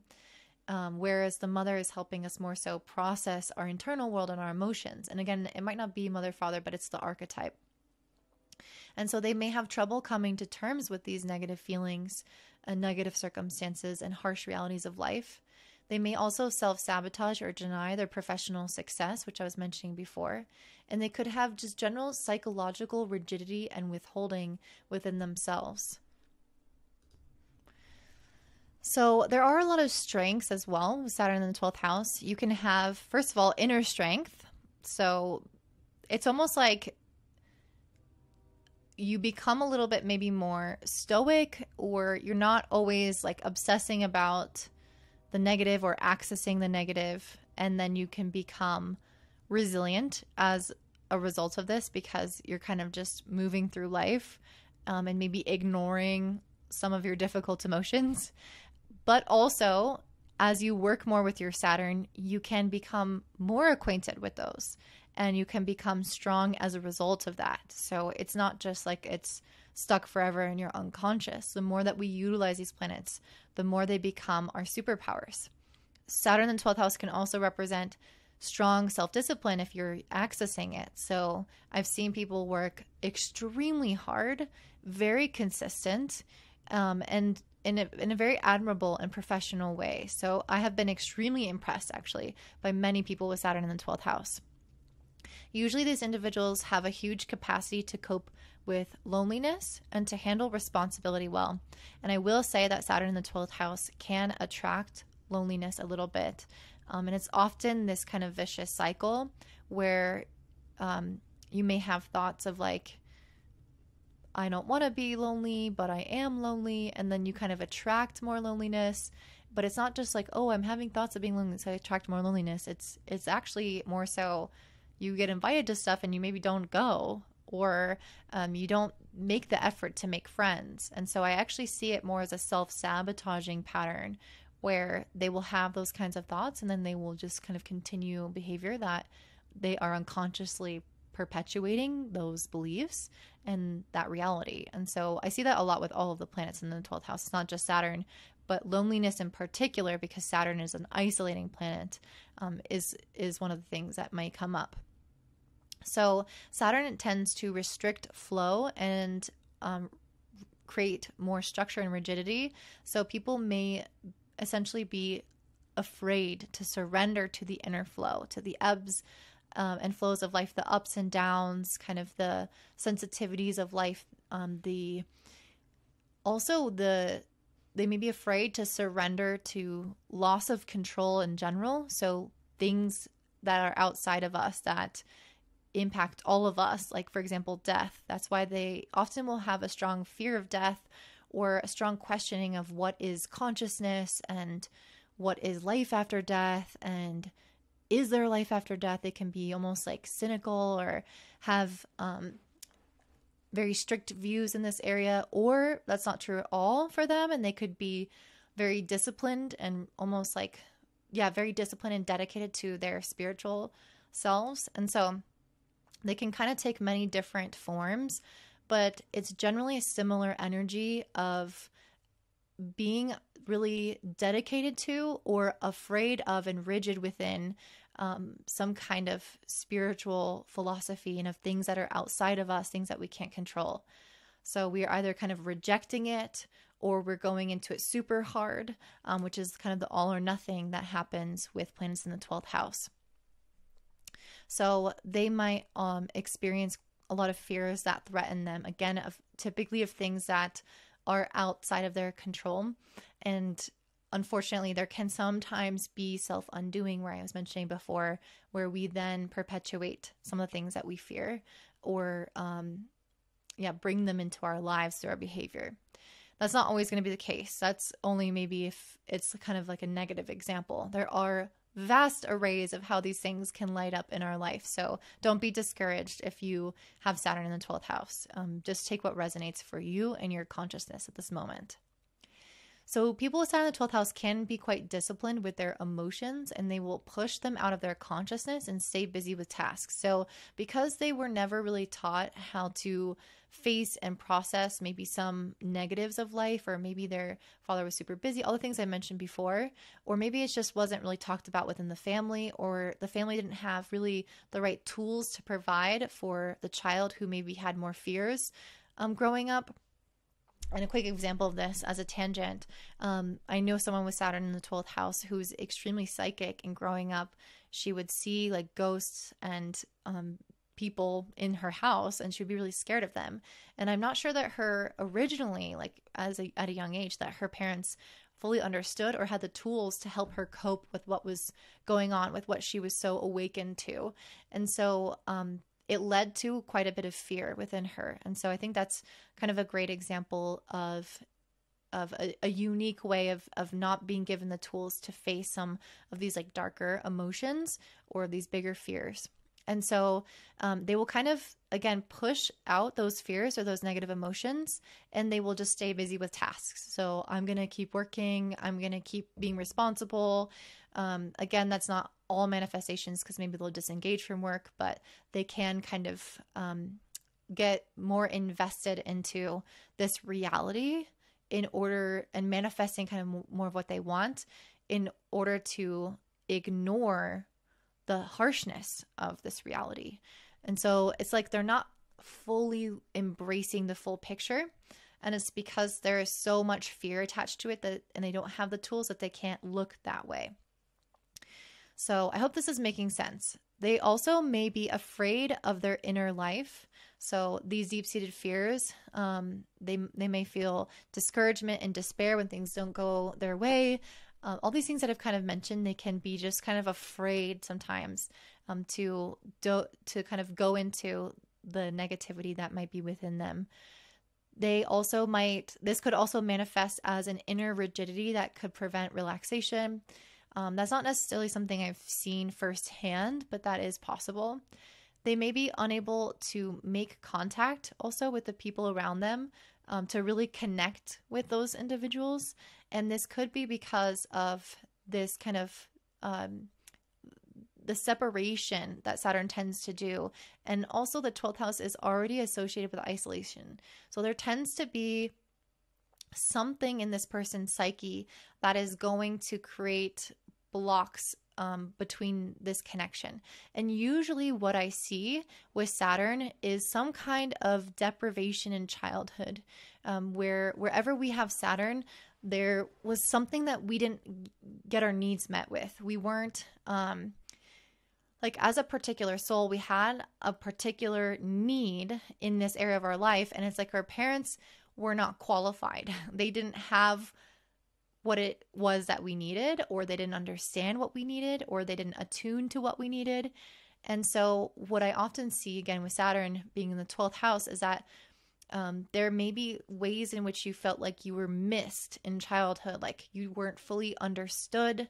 And then this could, again, kind of go back to the absence of the father in some capacity, or absence of some structure, or absence of a healthy model for work.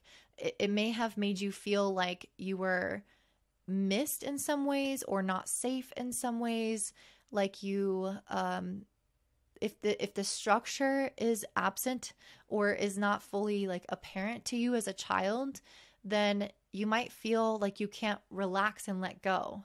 And I think that's what Saturn in the 12th house is this fear of releasing and letting go. And it can also, I think, equate to being more isolated. So if you are being missed, if you feel like you can't release and relax and let go, all these things are going to contribute to you maybe pulling away from social situations or feeling like you can't fully connect with people because maybe there was something important that was missing in your connection with your parents growing up. And so this is kind of a broad way to look at it, but I do see that come up with these individuals. Overall, I do see them lacking faith and trust in the universe. And it's interesting because like even this person that was psychic who was extremely in touch with angels and with the universe and all these amazing like sources of divine, she was very devoted, which Saturn the 12th can indicate that. A very devoted relationship with her angels and guides. However, there was also that fear there, and that was something that she had to overcome when she was younger. She had to overcome kind of like the negative spirits or the negative people who were energy vampires, or what she believed would be, I don't know, maybe like demons, or I don't know exactly what she believed. I can't remember. But there were certain beliefs around there are negative entities out there that I need to protect myself from. And so this is almost like a lack of faith in the universe. Like if I don't protect myself actively, if I'm not aware, if I'm not in control in some capacity, if I just go about my life and completely surrender and have no protective measures, then I might be invaded upon. I might be vulnerable in some way. And so that is kind of like a lack of faith. Whether it's true or not, I don't know. Like maybe it's totally valid. You know what I'm saying? So Saturn in the 12th, the lack of faith in the universe may come from a very valid place. And oftentimes there is some type of like past life issues that have happened where they may have had extreme loss in a past life that has now kind of triggered this loss of faith in the universe in this lifetime. And so that's why I'm not trying to invalidate these experiences, but I'm trying to give context to why they might be here and also why they might not be serving you at all moments of your life. Overall, people with Saturn in the 12th have a high degree of self-sufficiency and strength. They can also deny their vulnerability and needs, which is common with Moon in the 12th house as well. There can be early deprivation, so they developed a strong defense system. So Saturn represents our defense system. And so being in the 12th house, we have this unconscious and constant security system, the surveillance system that's ready to go. However, being in the 12th house, it's almost like it doesn't function as well because this is a house that's meant to flow, that's meant to trust, that's meant to surrender. The universe is here to support us, and Saturn there is kind of like this rigid barrier that doesn't always allow all of that energy to come in and out. And so it can be a little bit uncomfortable at times, but it's ultimately a defense system that's trying to keep threatening feelings away, anything that unsettles them, and keep an equilibrium within oneself. They may block fear, pessimism, self-doubt, all the things I talked about. So that could be a good thing.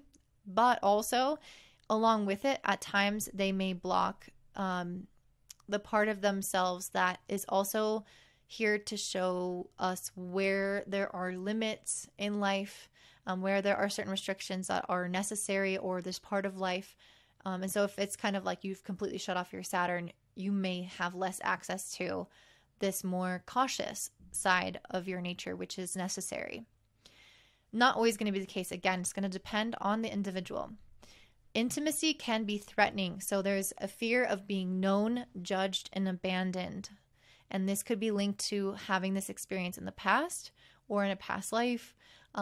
Or it could just be something that is transmitted through the womb. And that's because the 12th house, as I mentioned at the beginning of this video, is linked to our prenatal experience when we're in the womb with our mother. So when I see Saturn in the 12th house, there's likely to be some difficult emotions that the mother experienced when you were in the womb. So maybe she felt like a little bit scared of this huge responsibility that was going to come to her, which is a very normal feeling for pregnant mothers. Maybe she felt like she didn't have all the resources that she needed. So there was, again, fear here that's being transmitted to you in the womb. Maybe she felt like she wasn't supported by her partner or her family in the way that she needed. Maybe she was scared for your health or what the future would hold, and like what the earth is going to be like in your future. Maybe a lot of those doubts came up within her. And so that actually becomes part of you. And it's also the part of you that you as well reject during childhood, mostly because, again, your family didn't give you the tools or didn't model how to process things like that. It was a very internal thing. And so then you kind of grow up and you push those things to the side.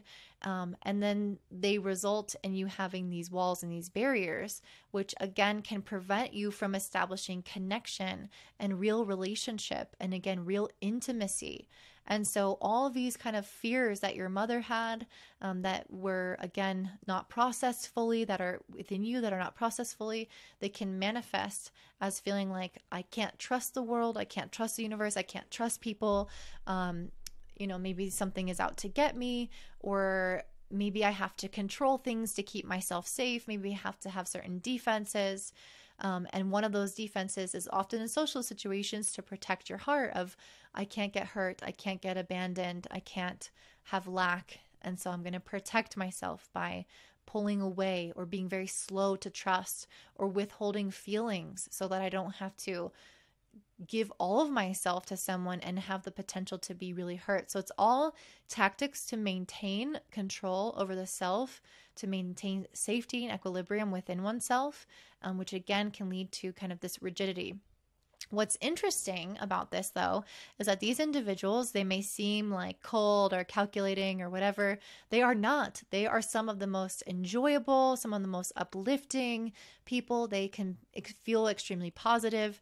And this is because, again, they are pushing aside those negative emotions. And so they are presenting to the world their happy face. And this is something that was encouraged as children as well. So maybe not only do they not have the tools to process the negative, but the family would then encourage only the positive expressions of themselves. So you look so much better now that you stopped crying, or don't be sad, or let's not talk about that. So those kinds of things can internalize messages of, I have to be the happy one. I have to not embrace kind of the negative sides of life or the negative sides of myself as a person, because we all have them. And so they kind of get pushed to the side, but they're still there. They're still very much operating, but we have so much kind of control over ourselves to prevent them from kind of creeping in into our conscious mind.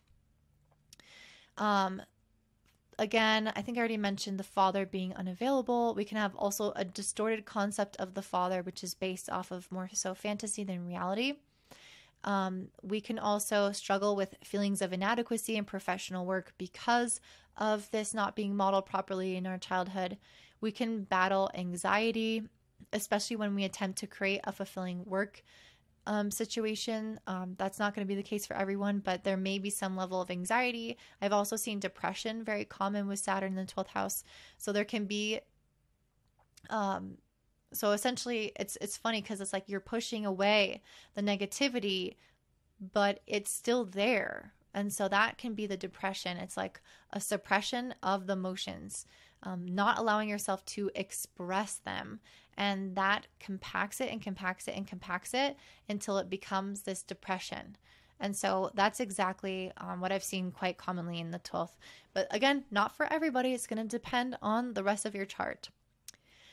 They may need to confront unresolved grief in particular, and this could be over past losses, which I mentioned. This can be very common for people who like lose a parent or, lose a house, like let's say it gets like burned down in a fire, or in a past life they had a sudden loss of a loved one or loss of a child. Like intense grief is often associated with displacement. Maybe not in childhood, maybe it's later in life, or maybe it was in a past life. Regardless, there is a lot there emotionally that is unprocessed, that is traumatizing. And so they may actually have to connect mostly like them kind of integrating the negative emotions. One of the best ways for them to just process that is actually through the vehicle or the avenue of grief. And that's because grief will open our hearts. It will make us vulnerable. It will make us tender. It will make us aware of everything. And it's like the emotions can move through us then. And so many of these individuals may have some grieving that they actually need to be open to doing in this lifetime. And an image that represents Saturn in the 12th house is a desert island. Uranus in the 12th house, or Aquarius on the 12th house cusp, creates a stifling or discomfort with one's individuality. Sometimes it also makes you not even recognize that you are unique in a certain aspect of your life. And it can suppress your need for independence in general, for change, freedom, and individualism. However, you may still be willful, but it can come out as kind of like undisciplined, and it can also self-sabotage you, make you inconsistent, and it can create constant inner turmoil. So that would be like the weaknesses of Uranus in the 12th. The strengths of it are your psychological independence. So when you're accessing Uranus, when you're utilizing Uranus, you will have much more psychological independence. You'll be much more open-minded, intuitive. You'll have the ability to handle disruption and change, especially internal disruption and change. And you will kind of go with the flow with unexpected circumstances in life. So you're more able to adapt and surrender to the things that life throws our way. So this usually develops in childhood when our families criticized us for our unique interests or our unique our eccentricities, like, why do you dress like that? Or why are you, listening to that kind of music? Or why are you meditating like that? No one does that here in South Carolina or wherever, I don't know. And so you can develop a fear that these personal idiosyncrasies will be perceived by others as crazy, as abnormal, as weird, or even just as different. And so there can be, again, a fear associated with differentness. And if you think about it in our childhood, we have to be accepted by our parents in order to get our needs met. And so if we are rejected in some way, we associate that with having a loss of security and maybe not getting fed and dying. And so having Uranus in the 12th house can mean that we have had to push so far our identity away, our unique authenticity, the thing that makes us us, and super different than our environment around us. We've had to push that far away because it was rejected by our caretakers. And so it becomes something that we can fear. And so there can be any unconventionality discouraged within the home, or even sometimes extremism discouraged within the home. So it doesn't mean that these parts of you are gone. So when something is suppressed, it is still there, but it is going to emerge in more secretive ways. And so you might have, for example, really unique or kind of avant-garde interests, or you might be very interested in the occult and sciences and things like that, but you might not share them with others. People might never know. It's the astrologer who's been practicing for 40 years who has never made a YouTube video or never done a reading for anyone besides some close few friends. And so it's like their own little treasure because maybe it doesn't feel that safe to share it with other people. This can also manifest as being quite mentally active. So Uranus is a very kind of volatile, electric, changeable energy. And the 12th house has a lot to do with our subconscious, which makes up a huge part of our mind. I think it's like 90% of our brain is more subconscious. And so if 90% of your brain is plugged into an electric circuit and there's just like all this crazy lightning moving back and forth, you can imagine what that does to you. And so it can have this kind of constant state of internal excitement where you're just like very stimulated all the time. And sometimes that can lead to maybe nervous disorders because the 12th house can definitely be linked to kind of physical or even psychological issues, the 12th and 6th house. And so Uranus here could have that potential to play out, but definitely not for everyone. And so you may manifest this as just changing your focus a lot. So one of the ways in which when something is suppressed, it comes out sideways because it has to still manifest in our life. It's still a part of us. So essentially this means that you may try to kind of focus on something, dedicate to something, but your Uranus, which was suppressed so much during childhood that didn't allow you to go after what you want or just like what you want, do what you want, could come up and be like, no, no, no, let's go here. Let's do this. And it can kind of take the reins and control and make you have maybe a little bit less attention or like scattered brain in terms of your interests or your pursuits or what you're thinking about. You may also want to secretly rebel. So there's part of you that wasn't allowed to rebel. And it's very important that as individuals, we have a little bit, at least a little bit of leeway to be rebellious, because we're not always going to fit in line with the mold of what our family or society or our teachers want from us. So there has to be a little bit of wiggle room for life to be exciting, for us to do something unexpected, for us to color outside of the lines. This is part of the magic, the spontaneousness of Uranus, where something comes out of nowhere, changes up our lives, takes us on a new path, and we're not following what was set with Saturn, that we're not following the tradition and the expectations. And so because this is so important, we will, and if we disown this during childhood, we will then kind of want to have this energy come into our life, or it will kind of unconsciously come into our life as maybe us rebelling in kind of unexpected ways or in secret ways. Like we want to like break the law here or do this little thing because they said we couldn't do it. And it might be an unconscious process of you kind of asserting your desires, asserting your like rebelliousness, your teenage years that you didn't really get to have in childhood, more so in adulthood. You may be driven to make unforeseen changes in your life, which doesn't always mean that those changes are going to benefit you. And so this is where suppressed Uranus can come in. So you can feel dissatisfied and you can be like disruptive to your own life. And so that's why we need to work with and own our rebelliousness, because the more that we push it away, it's still there, but it's going to come out in a way that could sabotage us. As I mentioned, your inner world could feel kind of chaotic or unpredictable. This can make you feel like you're going crazy, which is also kind of linked to the psychological complexes I was talking about earlier that are potential with this. You can also have really genius downloads. So these like sudden insights, these intuitive downloads from the universe, or these really amazing transformational experiences or ideas, like getting a whole download about an invention, for example. That could be a potential with Uranus in the 12th house. You might also really identify with the misfits, so people who feel alienated from the mainstream and just kind of pursue their own path. These are people that are like you.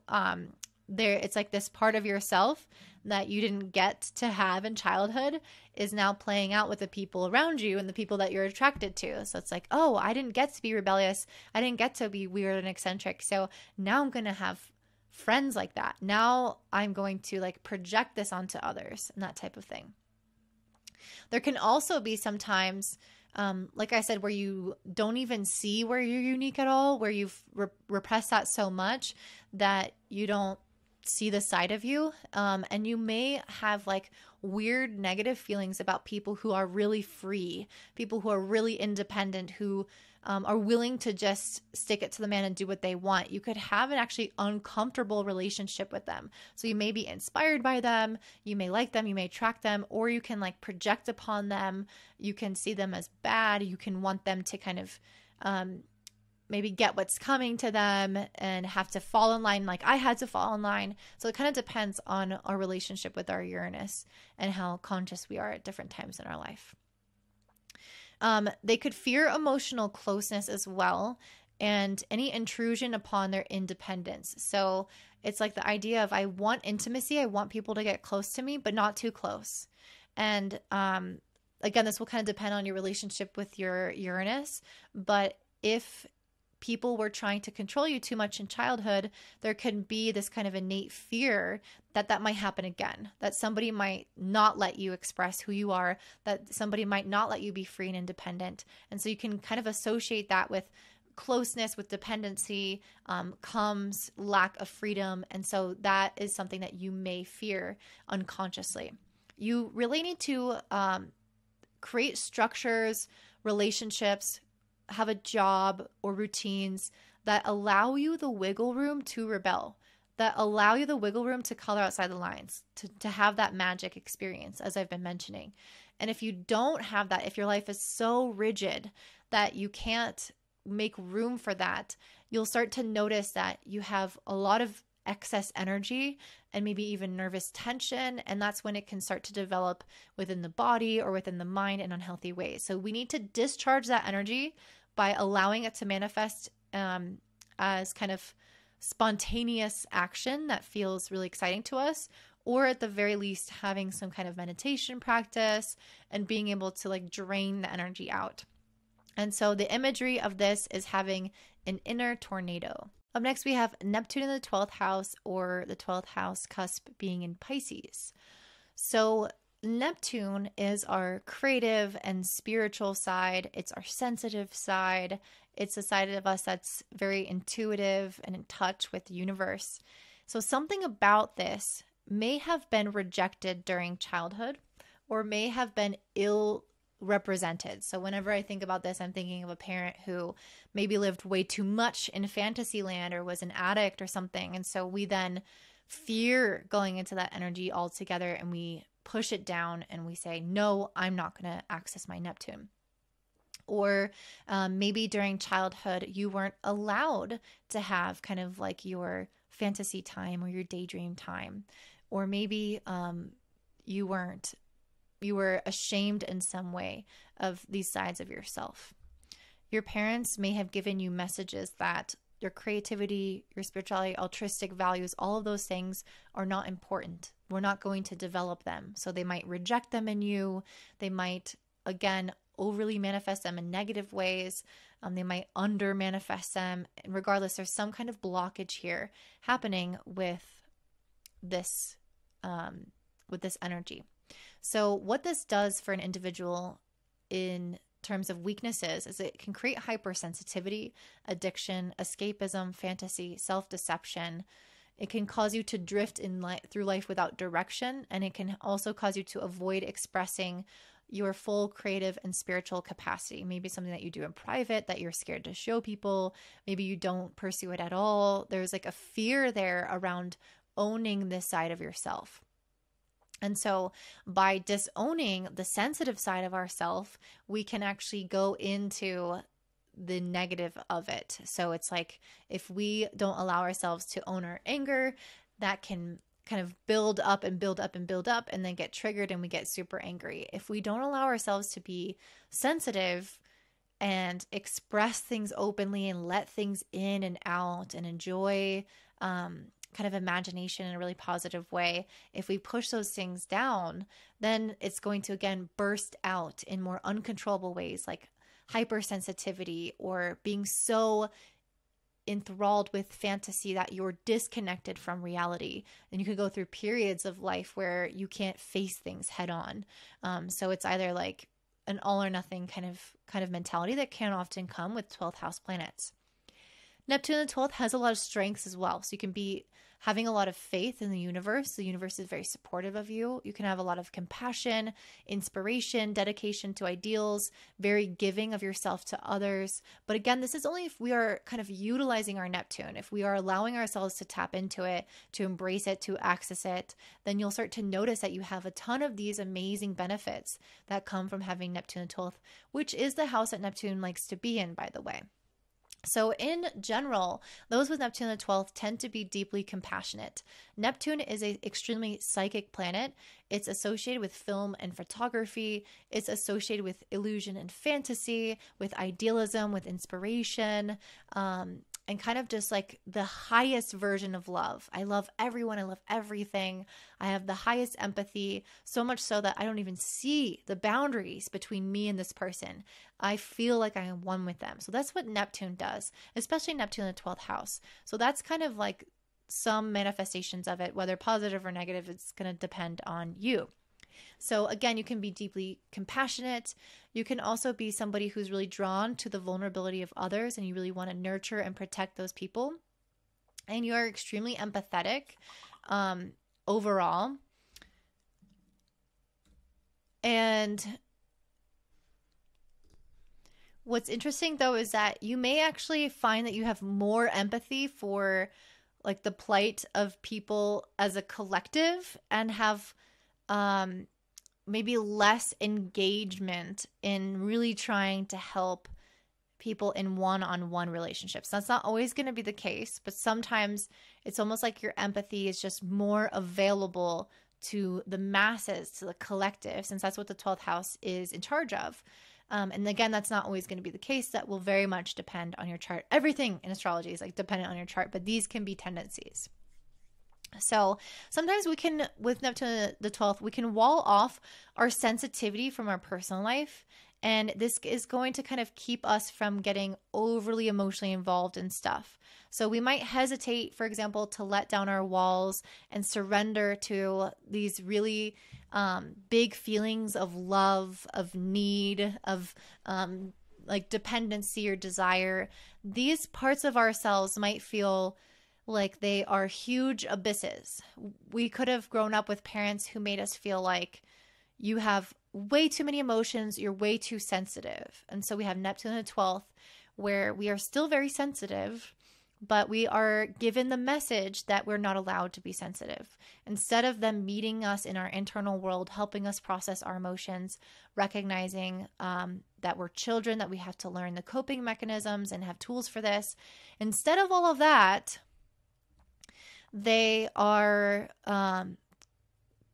they could criticize us or not, recognize how much of a talent it can be to be sensitive, or the power that can come with that as well.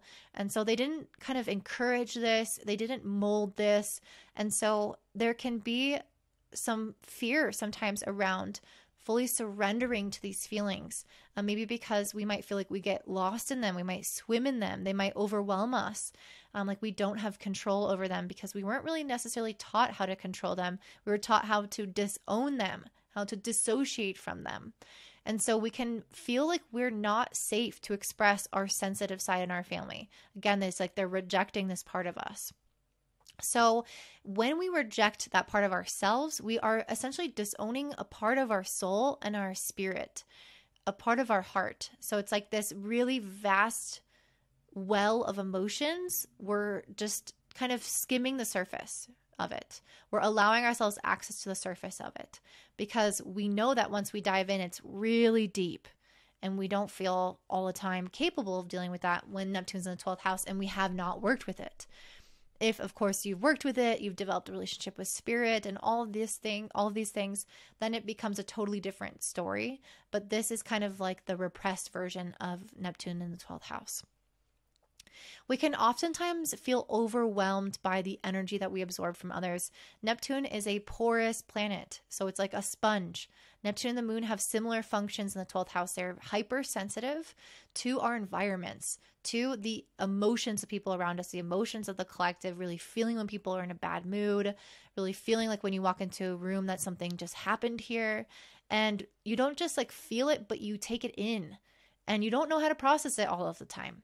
And so it's really important for these people to learn how to have protective mechanisms to keep some of these energies out, or at the very least to have tools for them to process what is theirs and what's not theirs, because it can overwhelm them psychically to have this energy kind of flowing in and out. It's almost like they're, with someone with Neptune in the 12th house, it's almost like they have greater bandwidth of frequencies that they listen to on their radio. So they're tuned in to like 10 different radio stations. So they're picking up on energy from maybe a passed on spirit, from someone who just left the room, from this couple who just had a fight, and you can feel it in their aura. Like they are unconsciously picking up on all of this stuff going on. Whereas maybe the average person who doesn't have such a strong Neptune is only tuned in one frequency and just sees a couple sitting there having a drink. And so they have a totally different psychic experience that's happening to them. And so people with Neptune in the 12th house really have to, again, learn how to process some of this stuff. And because it's in the 12th, it's often disowned, or we have trouble processing it. And as a result, it can kind of come up and take hold of us. And because of this, it can interfere with our lives. It's like the energy of everyone around us and our hypersensitivity can really steer us off course in many ways. It can, again, make us prone to addiction. It can make us feel confused about our life direction, about our identity, what we want, what we need. It can make us disorganized or less functional as people. And again, we might kind of dip a little bit too much into the waters of daydreams and fantasies to where we become floaty and detached and almost like unaware of our surroundings, because we're either so aware or we're floating away, right? We're like allowing ourselves to not be there in any capacity. One of the things that these individuals can do is really allow themselves to be in water. So this could be going to the ocean, taking baths, like listening to creeks run. It's a very purifying experience for people with Neptune. And also anything related to music, because music is kind of this way of creating and living through emotion. And it's like going to allow them to express that side of themselves that's buried within. They can sometimes feel all or nothing, like they have these kind of highs and lows. Again, if they're like really deeply invested in their Neptune and they're diving into the waters of the well, or they're like, hell no, I'm going to fly this kite. I'm going to attach myself to this kite and fly above the well. They have that kind of polarity happening.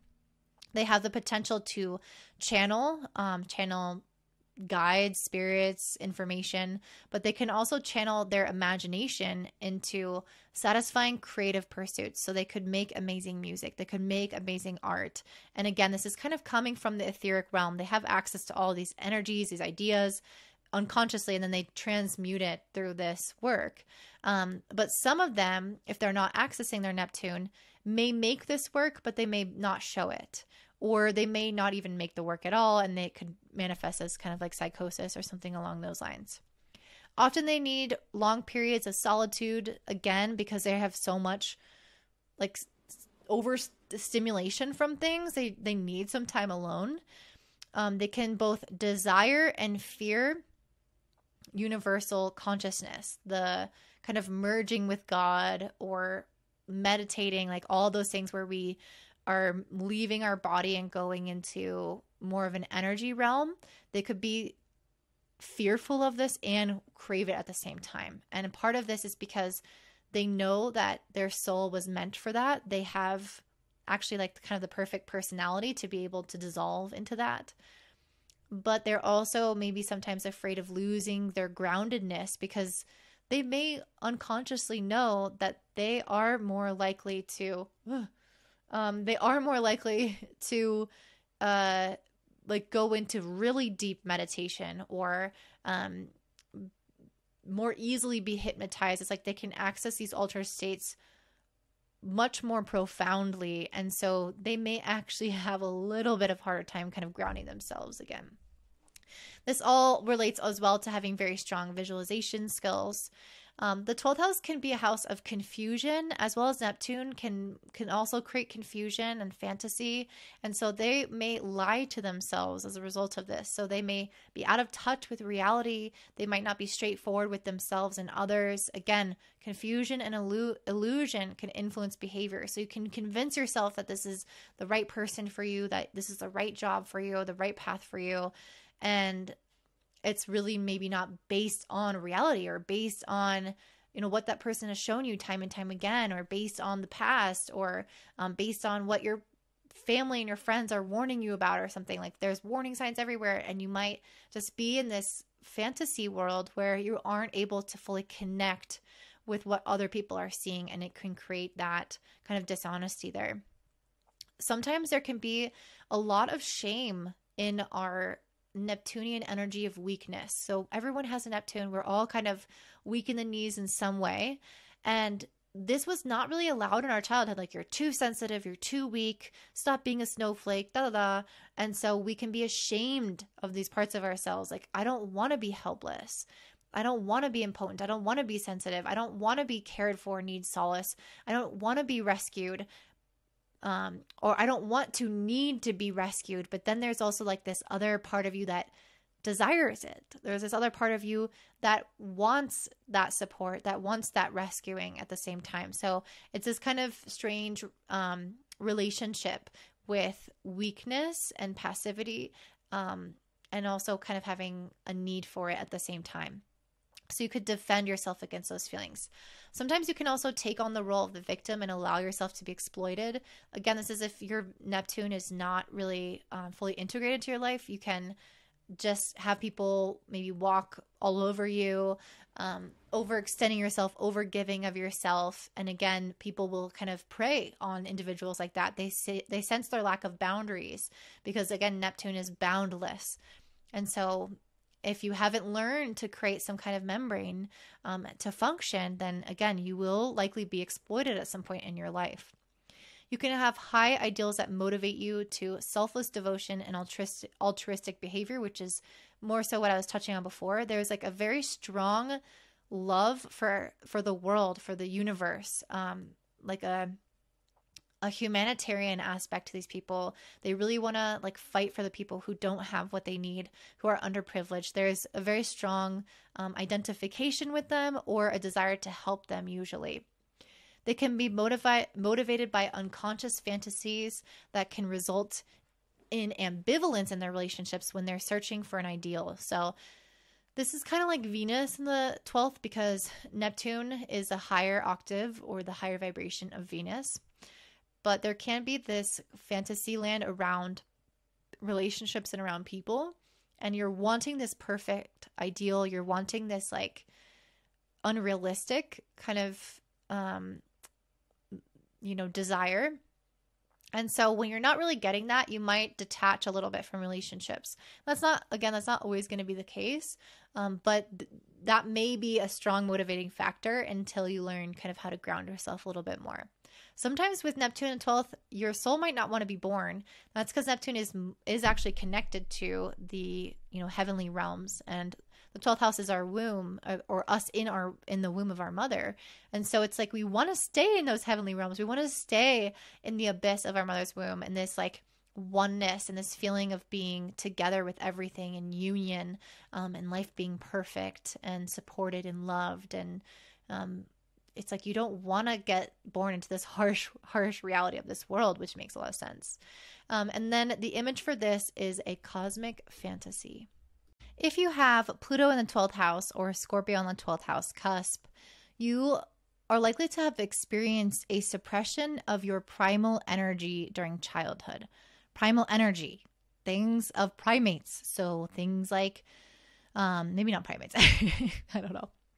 Things like passion, sexuality, emotionally charged issues, power. Definitely power is a really big one. Manipulation, death, money, occult. All of these things tend to be like the shadow side of ourselves, the darker side of ourselves that we're only allowed to be expressed by others, or we're shamed or suppressed within ourselves. And this might seem like a good thing. Oh, okay, I don't have, I'm not power hungry. That's great. No, because the problem is that we're usually in some kind of environment growing up where we are the powerless one. So this can often be coming up in abusive situations. For example, where maybe a parent is emotionally or even physically or even sexually abusive to the child, and they have to resist the urge to express their own power, to stand up for themselves. It's kind of similar to Mars, to express their bigness, to express their shadow as a result of experiencing this abuse. And so it can really push that side of ourselves down, where we can then fear our inner power. We can fear our potential for cruelty. Again, this is oftentimes because we are seeing and witnessing cruelty in our family, around us. We are the victims of it. And so then we may suppress that part of ourselves. We're like, I don't want to be like that. I'm never going to be like that. And so you push that down, your potential for cruelty, your potential for badness in a way, your sadistic side, your very powerful side, your sexual side. All of those things have kind of been extradited. Is that the word? They've been pushed aside. However, they're still there. You still have this kind of violent and primal version of yourself. It's still operating within you. It's just not owned. It's just not integrated, conscious. And so it can come out in your life as fearing those parts of yourself, as being very critical of yourself, judging yourself, turning that primal energy in on yourself, kind of like merciless on yourself. You can also have like volatile explosiveness from this repressed energy. So if a transit's happening that's activating this within you, all of those years of people kind of controlling you, of you not having your voice, of people being violent with you, all of that can come out in an instant, and you can take out those many, many years of those things happening that have been pushed down, suppressed. You can explode and take them out on the person in front of you who probably doesn't deserve the fullest extent of your emotions like that. And it's really because you haven't been accessing that all along the way. And so it has to come out in a big purge. And so it can be kind of scary if you lose control, and you might be scared of yourself when you lose control. Pluto in the 12th can also represent psychological insight. So Pluto's very psychologically aware. 12th house is psychic in nature. So combine these two together, and it's like you understand people, their motivations, their behaviors. You can pick up on secrets quite well. You may be very secretive as well. And so you're just kind of like getting the underlying undercurrent of what's going on around you and people. You also have an extremely strong, indomitable will. So just because you may have been a victim when you were younger, doesn't mean that you were like broken, if that makes sense. Like your will was not broken. You still have a ton of power and an ability to regenerate. Whether you are able to see that within yourself or not is another story. But usually the people who suffer the most as kids are some of the strongest people. And so that's kind of what we see with Pluto in the 12th house. There can be quite a bit of difficulty in early childhood, and even within the womb, because the 12th house represents us being in the womb with our mother, of our mother's womb. And so what was she going through at the time? Was she going through some power plays in her marriage? Was she experiencing being taken advantage of? Was she having really deep-seated fears around becoming a mother? There may be so many things that can come up, but usually that's being imbued in the child within the umbilical cord. And so we kind of are having those innate fears within us as well. But also Pluto has the power to rise up to meet the shadow, the darkness, the danger. And so we also have that within ourselves as well. So there could be something about your mother that had fear around it, around having a child, or had something going on at the time, but also was rising to the occasion as well. You can have an intense reservoir of remarkable energy and power, but you can often feel powerless and at the mercy of the outer world because of your fear of your power. So you might blame things on external circumstances or wonder, why is this happening to me? You might find yourself in repeated situations where you are, quote unquote, the victim. You might not identify necessarily with being a victim, but there could be circumstances in which you feel like you don't have control over a situation. And it's really because there's still part of you that needs to access that inner reservoir power, that needs to realize that like, hey, maybe I can do something about this, or I can make some certain changes, or I am extremely powerful, I got this, and not be taken advantage of, or not be prone to just random situations from the universe that can make us feel like we don't have control.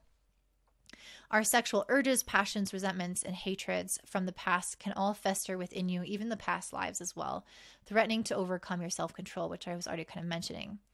The energy of Pluto will emerge in your life through the planets that aspect Pluto. So it's not like they're completely gone, but they are going to emerge. For example, if you have Pluto square Mars, or Pluto trine your sun, you're going to experience through Mars or through your sun the energy, the dark shadows of Pluto. So they're still coming out into your life, whether you're conscious of them or not. And they may be more obvious if you have aspects to Pluto, because you'll maybe be able to see them a little bit more. As I already mentioned, transits can bring about this eruption from the unconscious that can bring out intense, explosive energy, that primal energy. And at the same time, it can make you feel more alive, more powerful, motivated than ever before, because you're finally accessing the shadow self. So the shadow self has goodness to it as well, and darkness, if that makes sense. I don't know if shadow self is the right word for it, but Pluto has goodness and darkness. And so when you're allowing it all to come in, you have access to both. Karma can often be shown with Pluto in the 12th house, where you have unfinished business from the past that you are kind of recycling in this lifetime. And you may be also recycling the sewage, or processing the sewage from the collective. So there may be a lot of kind of baggage and upset and like torment that the collective has to process for some reason, and you're part of that. I know that sounds really bad, but that's kind of one of the ways that you can help society as a soul in this lifetime. Often you are easygoing on the surface, but inside you might be fighting a battle where you're judging yourself or denying certain things that can help ease your burden, or you could be haunted by things that maybe never happened, or be haunted by guilt or sins. So there can be kind of a lot brewing underneath the surface. And sometimes this can manifest in self-destructive behavior until you learn how to bring this stuff to your conscious awareness and use it as constructive power to generate life, to create things, instead of destroying yourself and destroying things around you.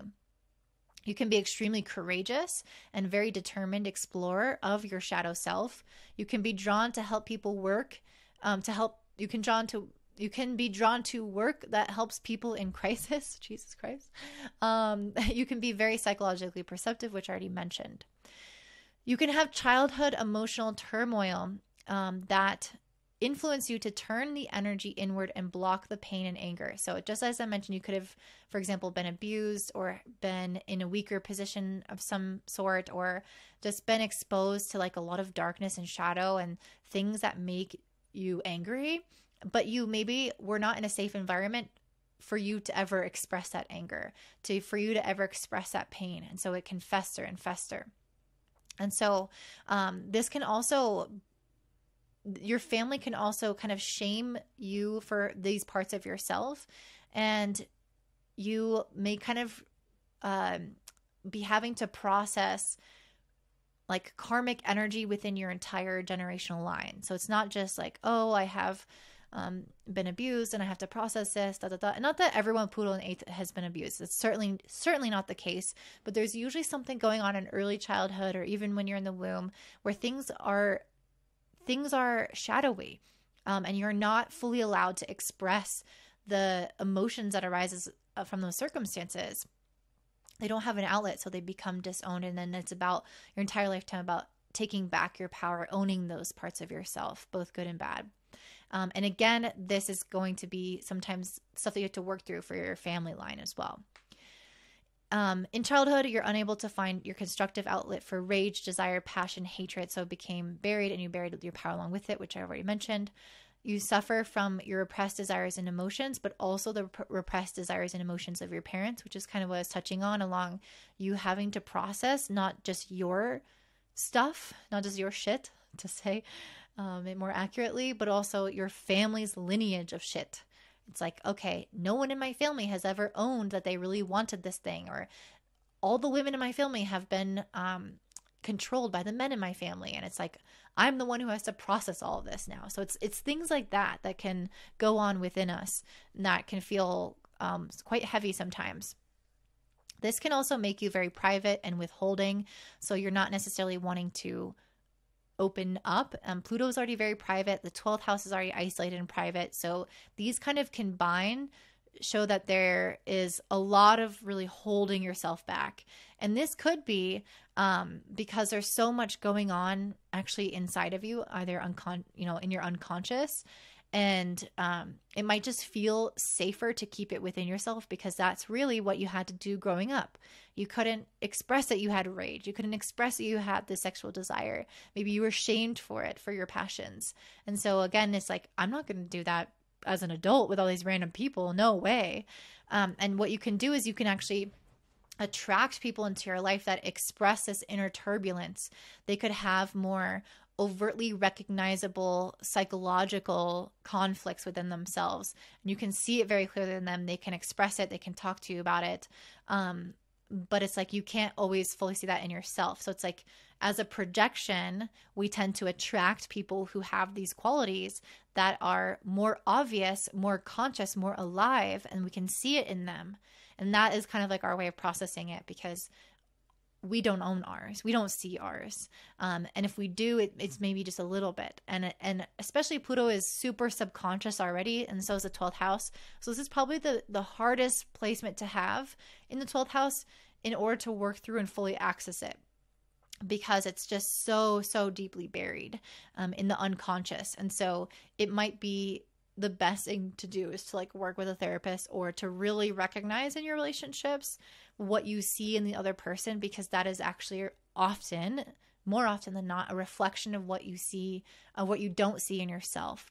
And so the best way to process it might actually be through these relationships and be with a psychotherapist, in order to kind of draw out what's underneath the surface. Pluto quite literally is in charge of, or rules everything underneath the earth crust, like everything underground. And so it's like very, very, very deeply buried within you, which makes a lot of sense. Like if you're going through such intense trauma during a childhood, not that everyone is, again, but if you are, it makes a lot of sense that that becomes inaccessible. And there are things in our lifetimes that we will never even fully have access to, like memories, emotions, because it was just way overwhelming, and we don't really have the tools to cope with something like that, even in adulthood, because it's just too much. And so it makes sense that this can be quite subdued within us, or repressed within us. Personal relationships can be motivated by forces that you don't understand. So there can be, again, because so much of this is like repressed parts of yourself, you may enter into relationships, or leave relationships, or interact in relationships in ways that are confusing to you, or unconscious to you. Again, there can be things that you don't fully understand about why you're doing certain things, or why you're attracted to certain things, or repulsed by certain things. And it is, again, largely due to these childhood experiences.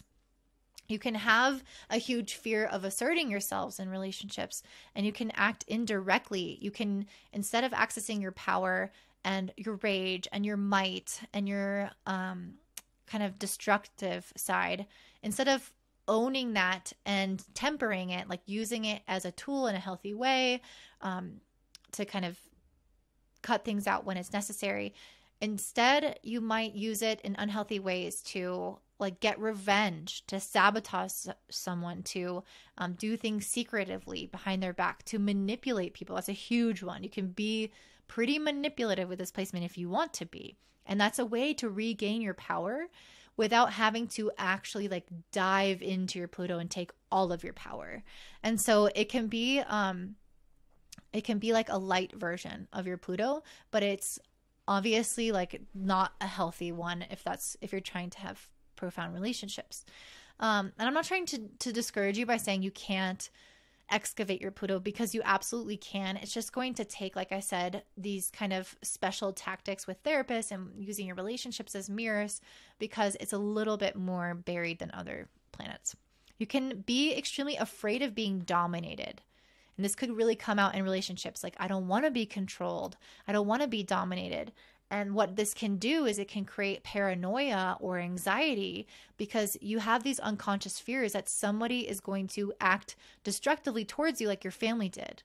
So you may project onto that person that this little behavior, although wasn't intentionally to be dominating or controlling, you might view it as that. You might see that person, may see this one little thing and blow it up into a bigger picture and say, you know, like, this is an attack almost on me, on my psyche, on my being. This is controlling. This is manipulative. When in reality, it's probably like a little thing or maybe nothing at all. And so there can be these like really deep fears that you're very vigilantly looking for. And it's because you have, again, these traumas from childhood that were buried, where maybe you were dominated. And so now you are never going to let that happen again. Your subconscious is constantly looking for it, but it might see the shadows and it might think that something is there when it's not, you know, it's just a reflection or a shadow. So essentially the calling for someone with Pluto in the 12th house is to confront things that disempower you, to let out your inner devil, but also be big enough to hold it and contain it. So I can let out my rage, I can let out my destructiveness, I can let out my manipulation or all these shadow sides of myself because I'm big enough to contain it and use it as a tool in my life, in a healthy way, in a moderate way, in a tempered way, to not let it control me. And so I think that there can be a fear here of like, if I go into this, like I could destroy people. And so it's like you're only accessing like little bits of your power. But the more that we learn to like own the darkness and use it for the light and use it in a way that's not super intense, the more that we will see that we can use our power for good. The image for this that represents Pluto in the 12th is the dragon's cave. So just imagine that. Not the dragon in the cave, the dragon's cave. All right, so that is all the information I have for you guys. I hope that you enjoyed this video. It took me forever to do, so please like and subscribe or comment down below if it resonates. If you want to share any of your personal experiences, I know it will help everyone here on this channel. If you want an astrology reading from me, definitely check me out at willowsboom.com. I offer tons of readings, different types for relationships, businesses, future forecasts, everything like that. And then, and also life purpose. That's a really big one. That's my most popular one. And then if you want to learn astrology from me, you can check also my astrology course on my website. And I think in the future, I'm going to be offering webinars or like mini courses. And if I do that, I will